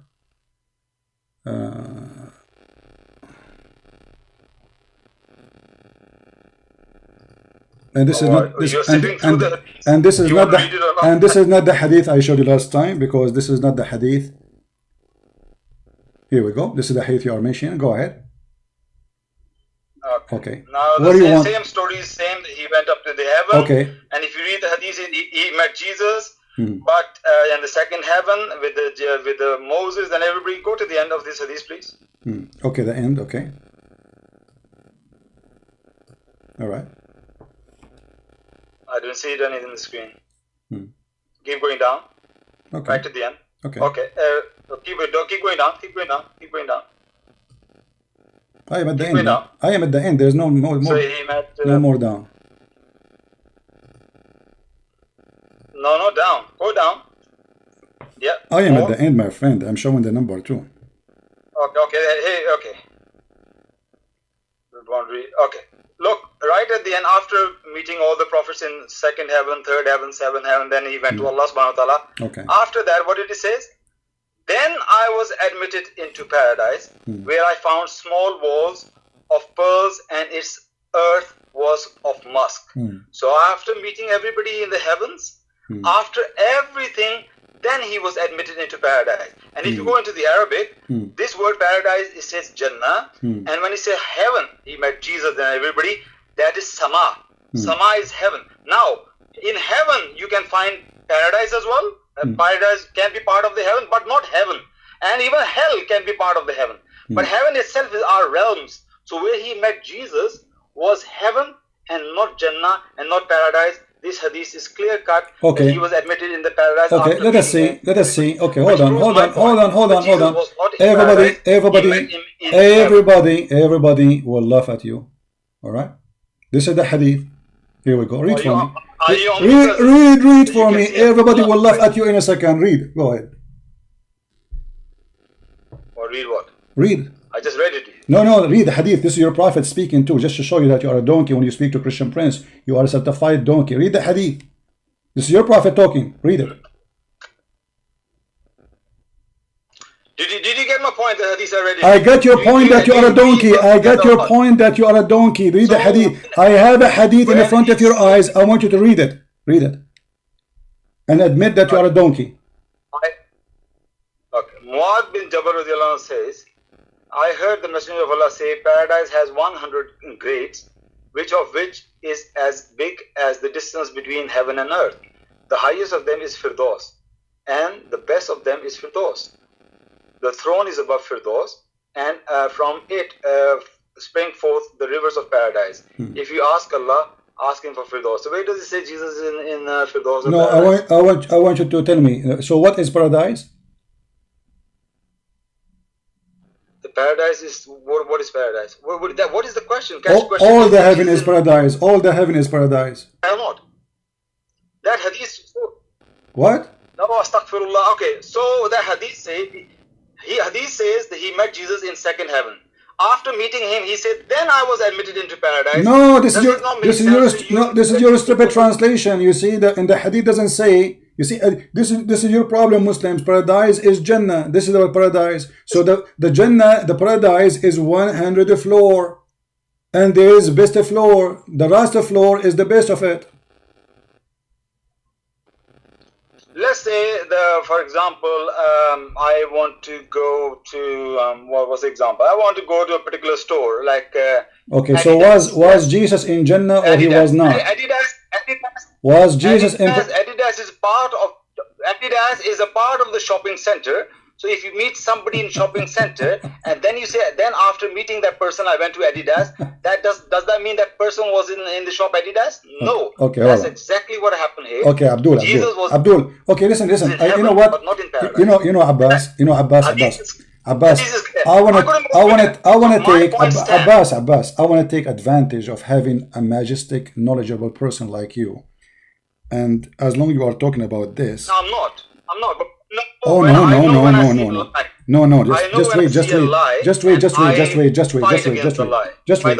Okay, where we can find the Nile River? As long as we are talking about the paradise, is it true that the Nile River and Euphrates are in the paradise?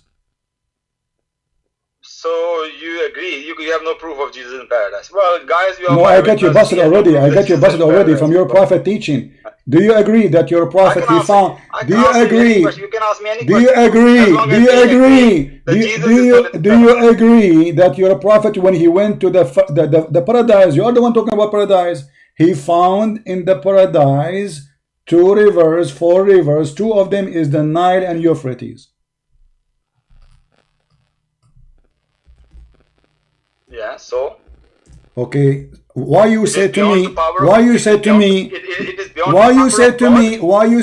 you do not know the location if we knew where they are? Because according to your stupid prophet, the Nile River and the Euphrates River is where the paradise. Here we go. You are the one who agree with that, and you said you agree with it. So how it is in heaven if the Nile is in Egypt? It's coming all the way from the heart of Africa, and the Euphrates is coming from Turkey. How your prophet, he said the Nile River and the Euphrates are the rivers of the highest floor in heaven. You are the one who mentioned Lot tree, aren't you? Yeah. Under the Lot tree, there is 4 rivers, 2 of them hiding and 2 they are not. Muhammad asked Jibreel, what are these rivers? He replied, those 2 hiding rivers are the rivers of paradise. As regarded the 2 manifest ones, they are the Nile and Euphrates. You're breaking up badly. No, I'm not. No, I am not. You hear me very well. I can't hear No, you hear me. Stop being, don't hang up. How you stupid prophet, he think that the Nile River and the Euphrates River are coming from under the tree, which is the tree of Allah, which is in the seventh heaven, which you are saying to me, this is the highest floor, which is Jesus is not there according to you. No problem. How you are saying, how your prophet says such a stupid thing? Because according to this, Muhammad, he did not go to the sky. He went to the heart of Africa. In the same time, he found the Euphrates there too. Okay, what's the point you're making here through these hadith? What are these? Until now, Abbas, you do not know what the point, guys. Abbas, until now, he do not know what the point. How Muhammad he went to the seventh heaven? How he went from gate number 1, gate number 2, gate number 3, gate number 4, and then how you are saying that Jesus was not in paradise, which is heaven, but in the same time, in that paradise, we find that the Nile River and the Euphrates is coming from there. Did your prophet really go to Africa, or he went to the seventh heaven? Bring the hadith a little bit down. Let me read you what the point you're making it, because I'm reading it. Here we go. It's in front of you. It's in front of you. It's in front of you. It's in front of you. So you saying the hadith says the Euphrates River and Nile River are in heaven and in paradise. That's what you're saying? Mm-hmm. Okay. Did you get my point that I said to you, paradise is part of heaven, but all heaven is not paradise. Because the hell is also in heaven. Okay, what is the word? When you say Abdul, you know, you are trying to find thought to answer. How the Nile River and Euphrates, they end in the seventh heaven? Okay, I'm going to say that again. I think you just ignore me what I said. Now, paradise is part of the realms of the heavens. This is not the question now. This is not the question. This is not the question. How the Nile River stop running away? People are laughing and dying at the stupid lie of Muhammad. Obviously, he did not go anywhere. He did not know where the Nile River is. He did not know where Euphrates is, and this guy is making up a story. Did your prophet found? You are claiming to be all-knowing God. You know everybody's laughing and dying. No, we knew where is Nile River. I do not need to be God to know where is the Nile River is. I do not need to be God. All right, so this is a different question now. No, this is not a different question. No, that's not a different question. You said that Muhammad, he went to the last heaven. Did you say that? Yes. Okay, so what Muhammad he found in that location, which is Jesus is not there, right? Okay, what he found there, he found the Nile River and the Euphrates. He says then after that he went to paradise in the hadith. No problem. No problem. He went to paradise. Okay, now he is in paradise. Just come on. Speak like an adult. He is now in paradise. Okay, he entered paradise. He opened the door of paradise. And he asked Jibreel, what is this? He said, those are rivers. He said, what rivers? What they are? He said, the one, there is two hiding and there is one they are not hiding. The one which are not hiding, they are Nile and Euphrates. Where Muhammad he went. Okay. Okay, one second. What is the number of the hadith? Can you show me the number of the hadith, please? It is da'if hadith. You will not like it. Because you're not showing me the full screen. Because it's da'if. Doesn't matter. I just want to read it. You making the point? I want to read it. Do you accept the hadith before I show you the number? Do you accept the hadith before I show you the number? Of the hadith because you're not showing me the do you make a promise if it's da'if you will accept it? Do you make a promise if it's da'if still you will accept it? Your promises, your promises. Do you promise? Allahu Akbar Kabira. Are you going to say it's da'if? Listen. Are you going to say? Are you going to say it's da'if? Okay, this is okay. Abdul Potato. I never said that. Abdul, this is potato. This is Sahih Muslim, and I can show it to you from Sahih Bukhari. Now read it. You are Sahih Muslim, hadith number 164. Sahih Muslim 164. No, you said that. Everybody heard you. Everybody heard you. You are the one who said that if the Prophet he say to you to order your wife to do breastfeeding for adult, it's okay for you. Everybody heard you. You said that. Now answer this one. Don't change the topic. Don't change the topic. It's recorded. It's recorded. It's recorded. It is there. I change. Okay, you can go and get the. You can go Abbas and get the video and call me back and play it, and we will die laughing. I challenge you. Tell a lie on my behalf, and yeah. Now don't change the topic. Don't change the topic, you coward. Did your prophet really go to heaven? You said that paradise is the last floor of Allah heaven. You said that. Okay, no problem. So now we got your prophet busted by your head. Anybody can suck the from Allah. Answer now. Stop talking about your wife. I'm not talking about your wife. Why you mention your wife now? Why you mention your wife? What's wrong with you? Stay away. Your wife is not there now. She will not. I know your wife. She heard. Obviously, your wife. She obviously your wife. She heard the conversation and she spanked you at home and she forced you to wash dishes and do laundry. And now you are trying to make yourself clean. It is there. It's on YouTube. It is recorded. Now answer. How Muhammad found a Nile River and Euphrates in heaven? Okay, I'm going to read the hadith. This is very long hadith. Why you need to read the whole hadith? Read here. The rest we don't care. It's the same story. He took him in the top of a flying mule. He went to the seventh heaven. He found Isa. He found etc. He found Musa's. And then now he arrived to the last floor. And he found there a tree. And under the tree there is 4 rivers. First one is the Nile. Second one is Euphrates. Did your prophet he go to heaven or he went to Africa? Okay, I'm reading it. I'm reading it. He met Jesus in the 2nd heaven, Yahya in the 3rd heaven, Yusuf in the 3rd heaven, Idris 4th, Harun 5th, and then he traveled on till where we reached the 6th heaven and came to Moses, and I greeted him, and he said, "Welcome unto the righteous." And the Lord is, I'm just sifting through before we get to the rivers. Then he said, I came to Ibrahim. He narrated in the hadith, Prophet ﷺ told that he saw 4 rivers which flowed from 2 manifest rivers and 2 hidden rivers. I said, Gabriel, what are these rivers? He replied, the hidden rivers are the rivers of paradise.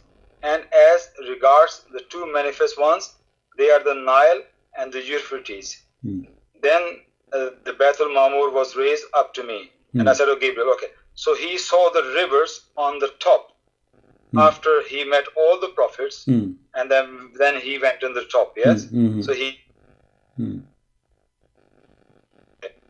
saw the rivers. They are rivers of paradise. So you saying that is exactly what he saw, that was paradise. That's what he's saying. Are you playing stupid now? This is not the question. How the Nile River start and he saw it in the heaven, the 7th floor of Allah. How the Nile River and Euphrates, those are 2 famous rivers exist in the Middle East. One right now coming from the south of Turkey. The other one is coming from the heart of Africa, like Victoria Lake as an example. So how your prophet he found the Nile River in the 7th heaven of Allah? Did your prophet go to Africa or to heaven?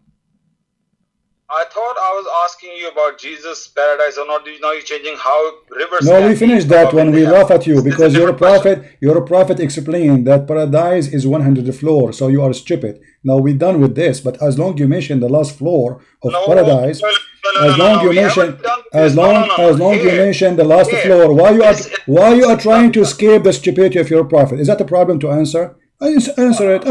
You are the genius. Okay, did your prophet made a stupid mistake or he was telling the truth that he found the Nile River there?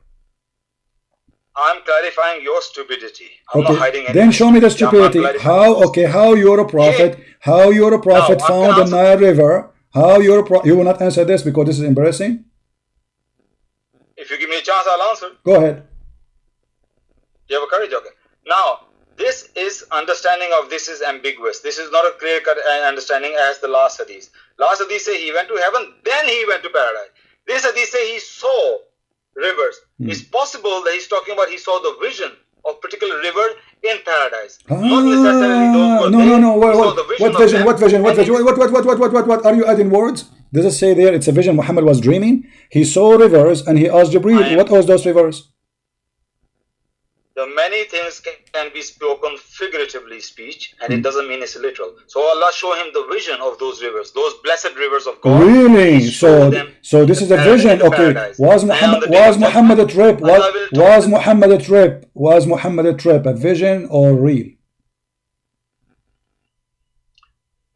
I know there is a difference of opinion. Many people say it was a vision. Some say it's a literal, and I am one of those who believe it was a literal. Okay, so he saw. Okay, as long as it's literal, how come you are saying? So how he saw? As long you believe it is literal. So how he saw the Nile River there? Go ahead. Even if it's a vision, when he says, my friend, how he saw doesn't matter now. Doesn't matter. You said it's okay. So now he saw the river of Nile there. Even if it's in a vision, heaven,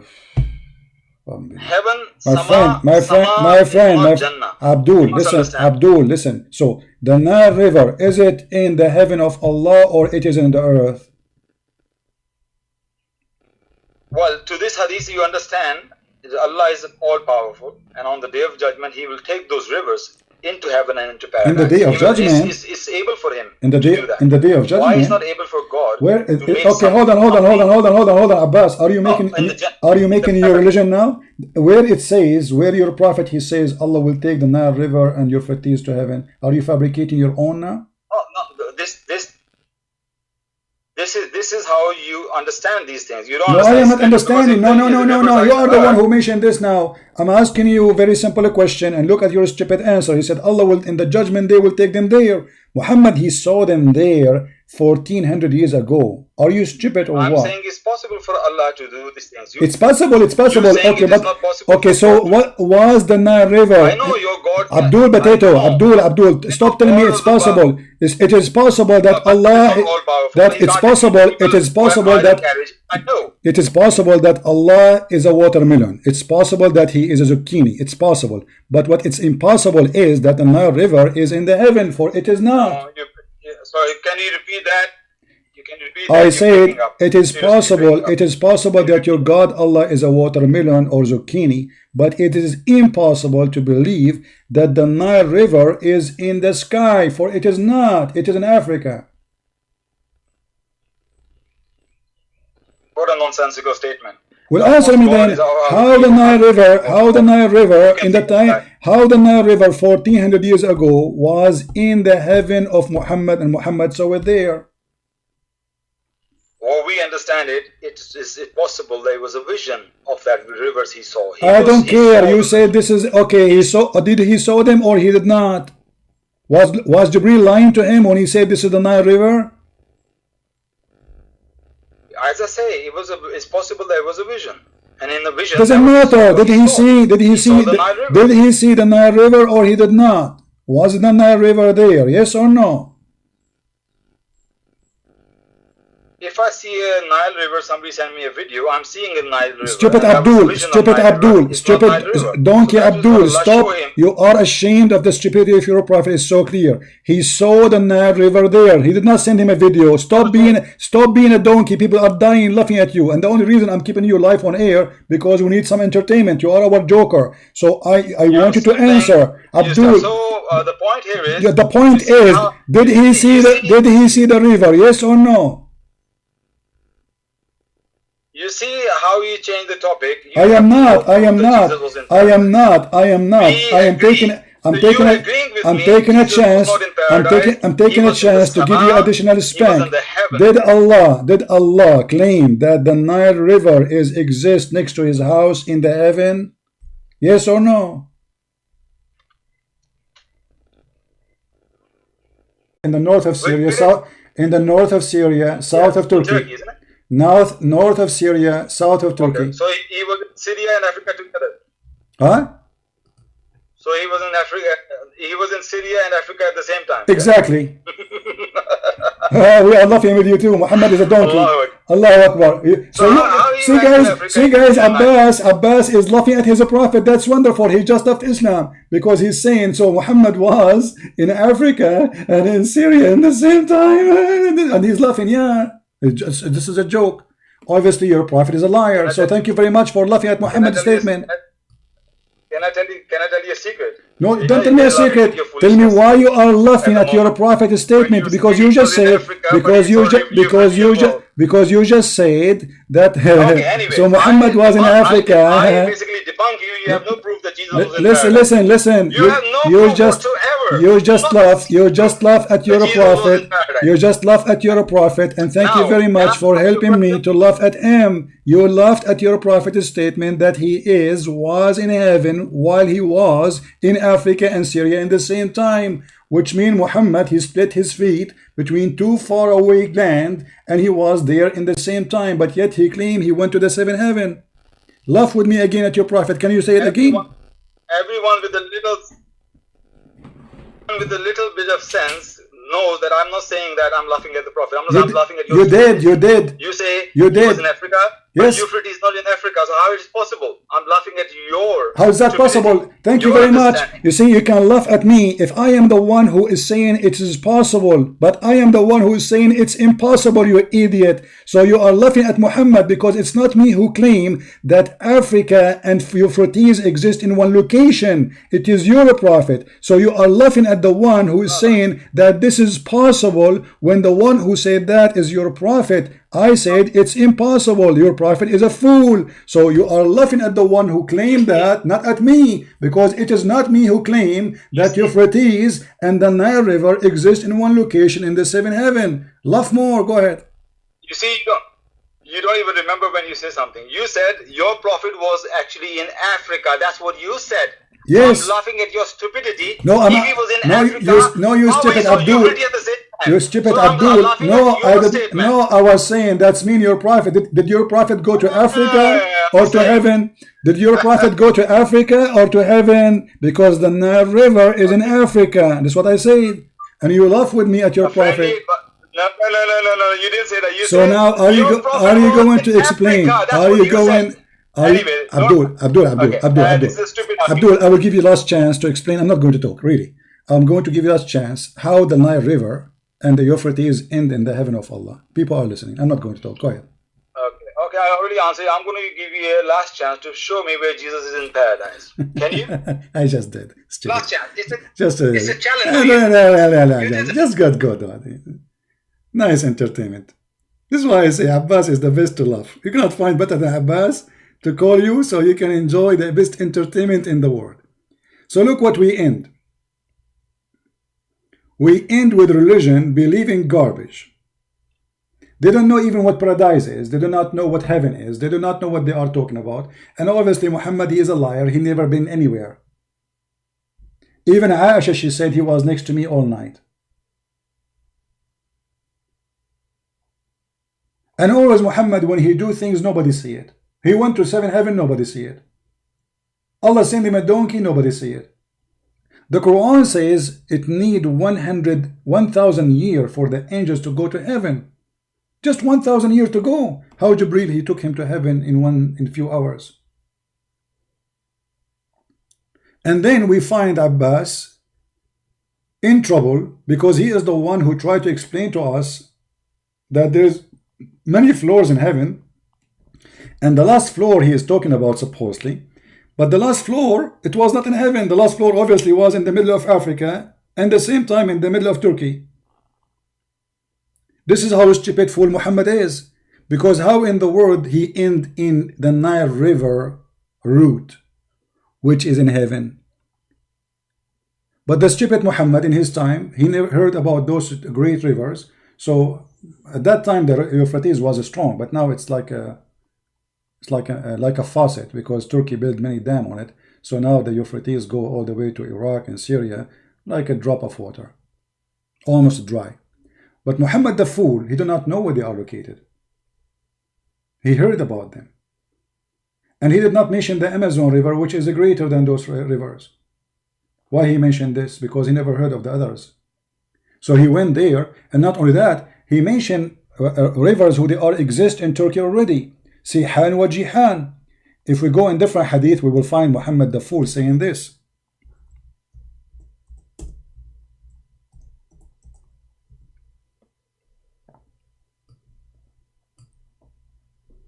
Sihan and Jihan, those are rivers next to Euphrates. Actually, they are from, like, like they supply Euphrates with some water. They are little tiny rivers. So the stupid Muhammad, he made the rivers of Sihan and Jihan and Euphrates and the Nile from the rivers of paradise. But all of those rivers are in the ground, in earth. Do you see it? This is why we laugh at this cult. Everybody, you know, if Muhammad is a prophet, how he says such a statement? Obviously, his journey to what he called paradise, it was a hoax. It is a lie. And what I like about Muhammad, that he is a person, when he talk, he do poo-poo. He don't speak. So the more he talk, the more poo-poo come. And the more he help us to expose him to be a false prophet.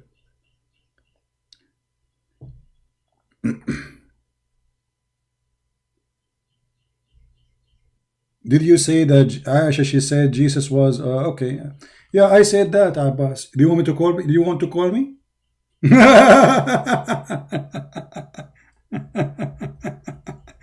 Abbas, do you want to call me? And I will make everybody laugh at you. We will make a video about this, Aisha exposing Muhammad.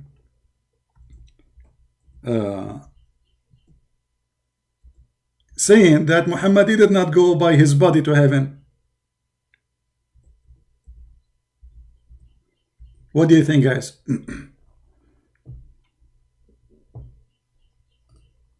Or Abbas, do you want to call me so we can laugh now?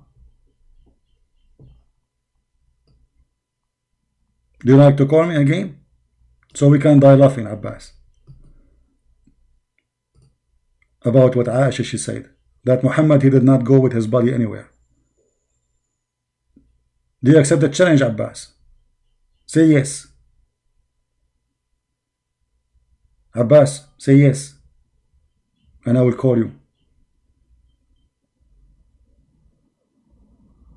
Come on, Abbas. Come on, buddy. You want more spanking for today? Or you want us to leave it for next time? Abbas. Dooby-dooby-doo. Scooby-Scooby-Doo. Say yes. I logged off Skype, by the way, but I will go back just for you, Abbas. Honest to the leg of Allah. Say yes, and I will call you. Yes? Okay, guys, Abbas, he said yes. What I can do? I cannot resist the temptation.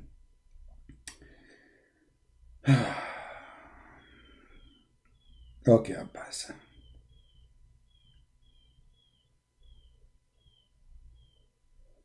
See how much I care for you, Abbas. I'm going just in Skype just for you, man.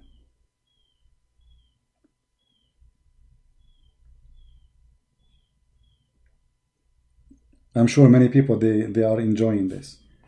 Okay, Abbas, let me call you.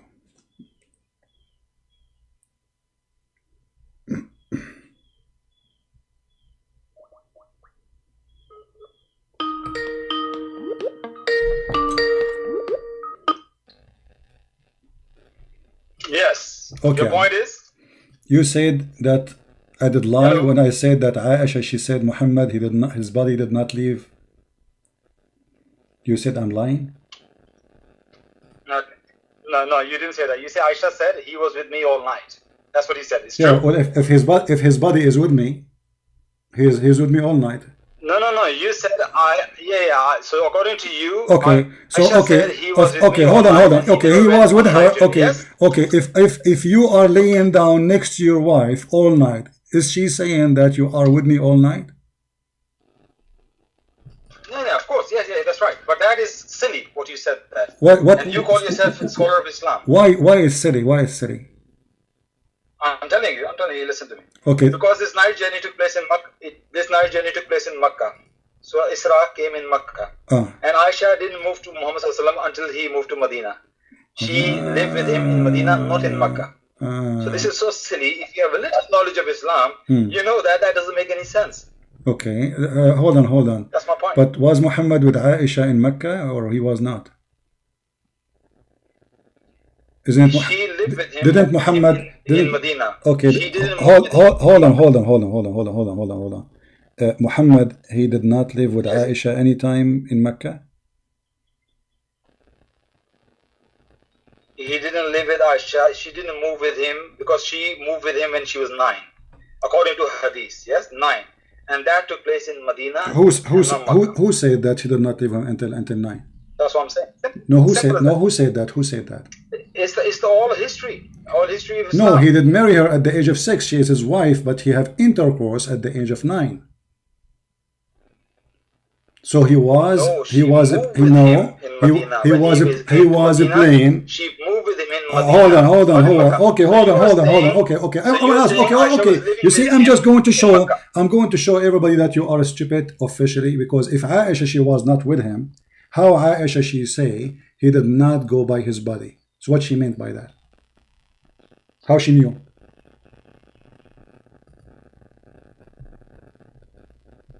Okay, of course, that's nonsense. Of course, that doesn't make any sense at all. I'm asking you. Don't tell me don't make sense. Are you saying Aisha? Are you saying Aisha is lying?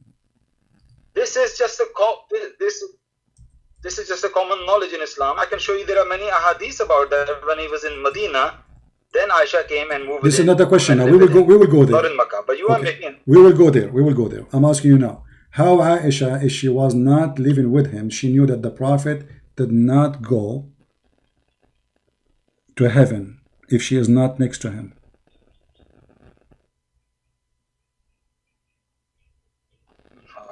How simple I can be. I say this, the hadith says that, and that hadith cannot be trusted, of course. Okay, that cannot be right. Okay, but you want to show me the hadith? Hold on, no. So Aisha, okay, so Aisha, she was not with the Prophet, but yet she witnessed that the Prophet did not go to heaven by his, at least physically. Okay, did Aisha, is it possible that Aisha is fabricating or lying, or maybe this is what Muhammad told her? Or she is so young, maybe she was asleep snoring? Aisha radiallahu anha, a mother of the believers, have no reason to say such a blatant lie, since she knows Muhammad warned all the Muslims, do not lie upon me, otherwise you will be in hell. She would never say anything which is lie. You see, for me, all the stories of Muhammad, about Muhammad, is fabricated by Muslims, I believe. Secondly, if Aisha, she is saying that regardless if she was living with him or not, that means Aisha, she is either she was with him, that means all the stories Muslims they told us about where Aisha was located at that time is a lie, and the age of her marriage was a lie, and in the same time, if she was, hold on, and if she was saying what Muhammad told her, that even make it more horrible, because if Aisha, she is the first witness, and Muhammad, he told you, خذوا نصف دينكم من هذه الحميراء, took your half of your religion from this red-head woman. So if the red-head woman who is giving you a bunch of lies, and one of those lies that Muhammad did not go to heaven, why Muhammad, he ordered the Muslims to take your religion from her? Do you see, you talk to many Muslims, I told you last time before as well, I can see through you, what exactly you are, see through like X-ray. I can see through you. I know exactly what you're doing right now. What I'm doing. I want you to show me the hadith where she say I was lying next to him and he go nowhere. No, you see, for me, I did not say, I did not, you know, you see, hold on. Don't play with me. I just explained to you what Aisha, she said, that Aisha, she said that he went by his spirit, not by his soul. But this is mean that Aisha, she is saying that his body was next to me. Otherwise, how Aisha, she knew? Yeah, exactly. Show me the hadith, please. Okay, here we go. This is I never read the hadith. This is Tafsir al-Quran. Okay, this is Tafsir al-Quran. This is Ibn Kathir. I will put it for you on the screen. All right. And this is Aisha speaking. It says here, let's see.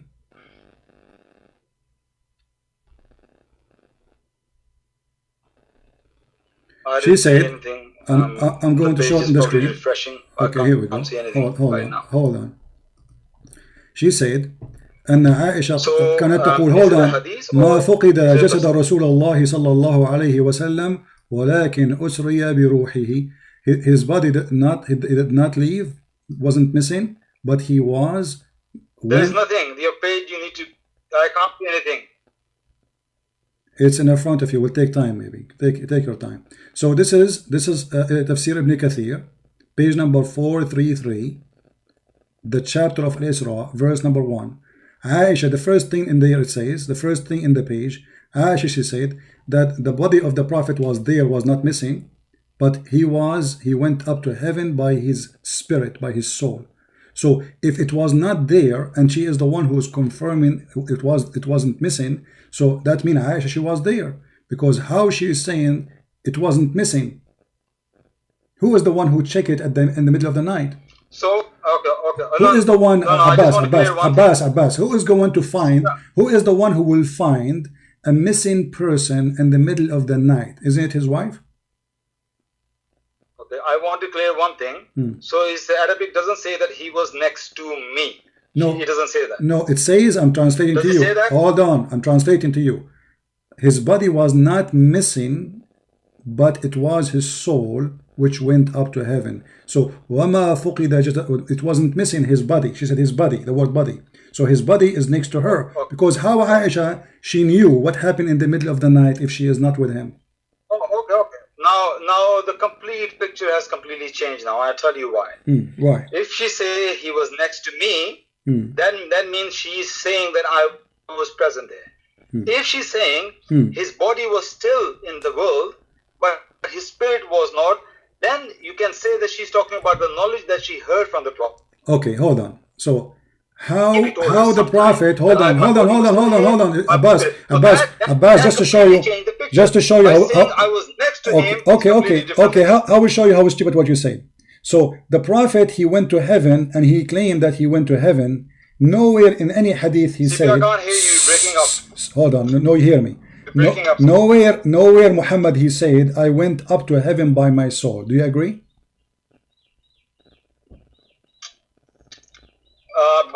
By my soul, in my knowledge, no. Okay, so Muhammad himself, he is not. Okay, so that means Muhammad is not aware. Hold on, that means Muhammad in nowhere is aware that he was there, not physically, but maybe spiritual way.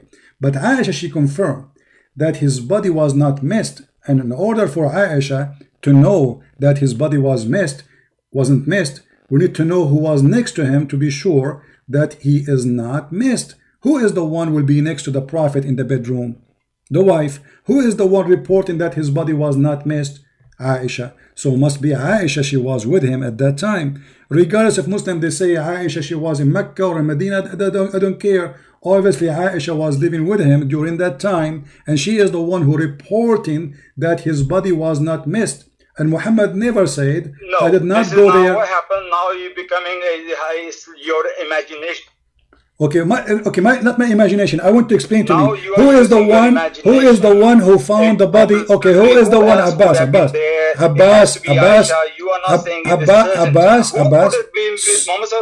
Okay, who is the one who found the body of Muhammad there, did not go? His wife Sauda. Possibly his wife Sauda is next to him, and Sauda okay, how come? Okay, hold on. How come Sauda? Okay, but the hadith does not say. But the one who report, the one who, the one who report, Abbas, the one who. This is not a hadith. Can you find me a hadith from? It is a hadith. It is a hadith. It is a hadith. It is a hadith. It is a hadith. You idiot. You stupid. When you say Aisha, she said, that means it's a hadith, you idiot. It says that in front of you. Now I'm asking you, did Sauda report that the body of the Prophet was not missed in any hadith? No. Who was the one who reported that? Aisha. No, they're true. Yes, and that's why I give you my answer. I don't know what you want from me to tell you more. No, I want to know how Aisha, if Muhammad never said, if Muhammad never said anywhere that I went there only spiritually, what happened? Because you see Abbas, did Allah send Muhammad a physical animal to carry him? Yes or no? one of those believe. I believe there was not a vision. It was literal. No problem, but I'm asking you, is it a physical animal Allah he sent to him? It's called al-buraq. Yeah, absolutely. Okay, yes. so Aisha, she got Muhammad busted because Muhammad did not go anywhere. Muhammad, his body was next to her.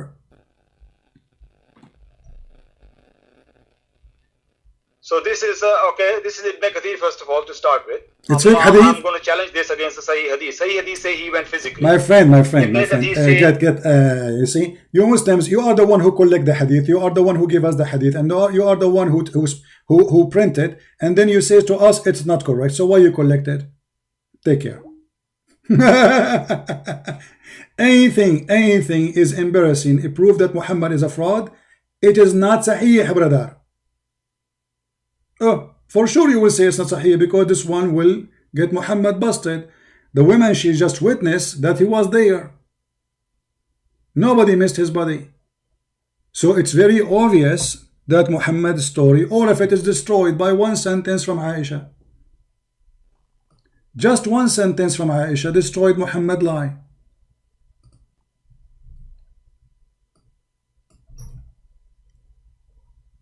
And this is, let me try actually to find you the same book, but in a shareable link where you can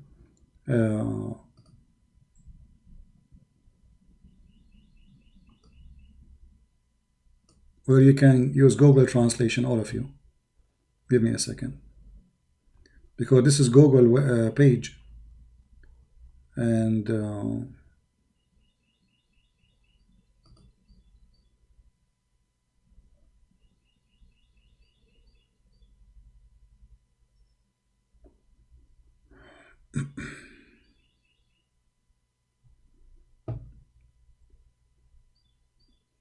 give me a second. I'm just trying to find you something I can share.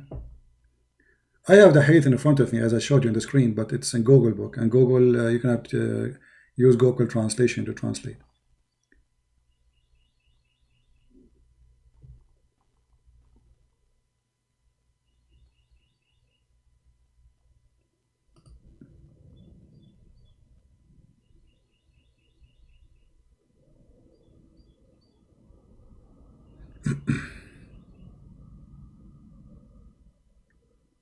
And look, now actually I found more reference which I can mention.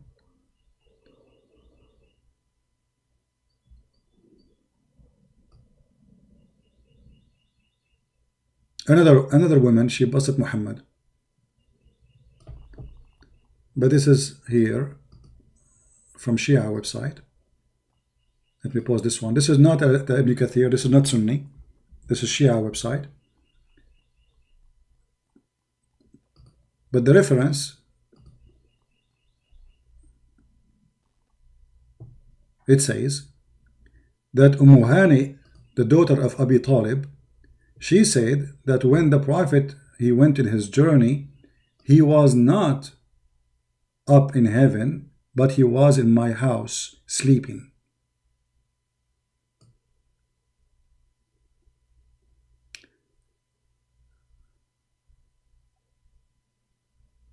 This is Ummu Hani.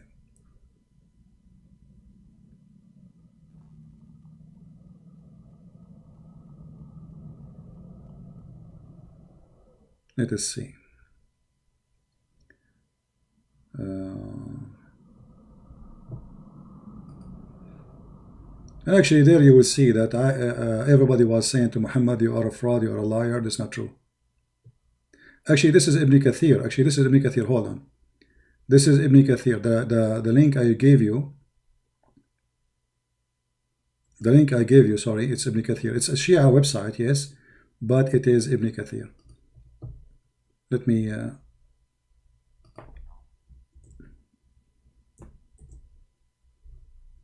here we go. The same link I gave you guys. This is where Aisha, she said that he was not left up by his body, but by his soul.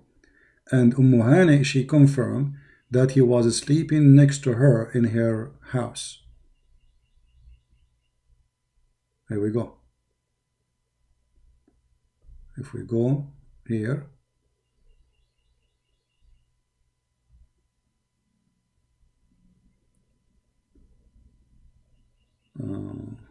Actually, not only that, in Ibn Kathir it says, when Muhammad started telling this story about him going to heaven, many people, they left Islam. Let me do this. Let me use Google Translation. Give me a second.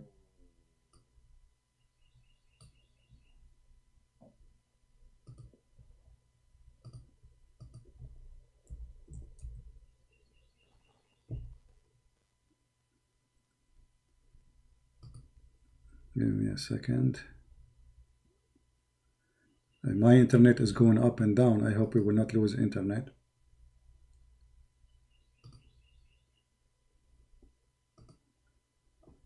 Okay, we will use Google Translation for this.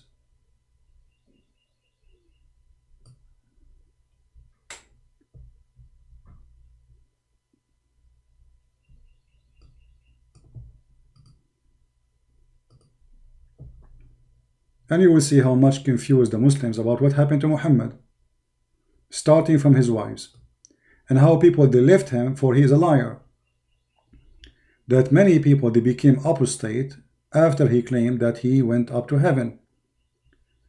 And when he mentioned that he went to Al-Aqsa Mosque and he went to heaven, people start talking about it, and people who believed him apostate. You see them? Do you see it? What happened to people? They discovered that he is a fraud, he's a liar. Especially when his wife, she got him busted, that he was with me. He did not go anywhere. This is in the book of Ibn Kathir. And then here it says, the daughter of Ummu Hani, daughter of Abu Thalib, it says that the Messenger of Allah, grant him, etc. He slept with her. Translation here is not correct. He slept with me the night, so he prayed, and next day he started telling them about what happened. He did not go anywhere. He was sleeping with her all the night. Do you see it? He slept with her all the night. In the morning, he started telling people that I went to heaven, I went to Jerusalem, I went, etc. And I saw the Nile River in the heaven. People, they right away, they discovered that this guy is a fraud. Even those who believe in him, it says they left him. Can you send the link? The admin is posting the link. I already posted the link. The admin already posted the link for you.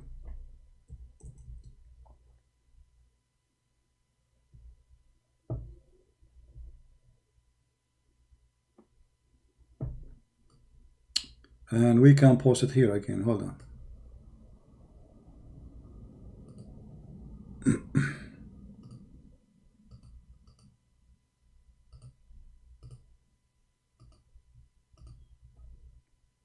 Yeah, here we go.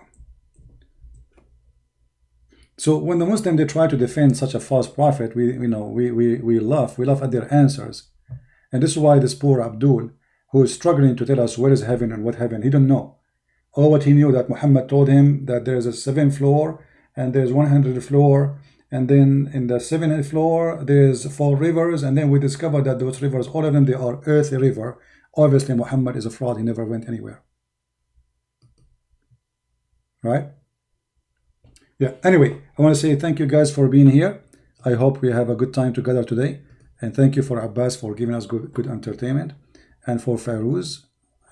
This guy is good to have him for entertainment too.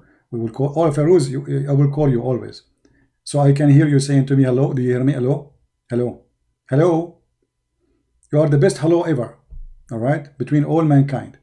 So all of you, thank you very much for being here, and I hope soon we will go live on air and we will have more fun, more time, and I will start posting short videos. I'm expecting you guys to translate, add subtitle, share it with your friends, and this is why we are making them short, to make it easy for everybody. Like the videos now we are making is very long, and even it's hard for some to download, for they have a low data.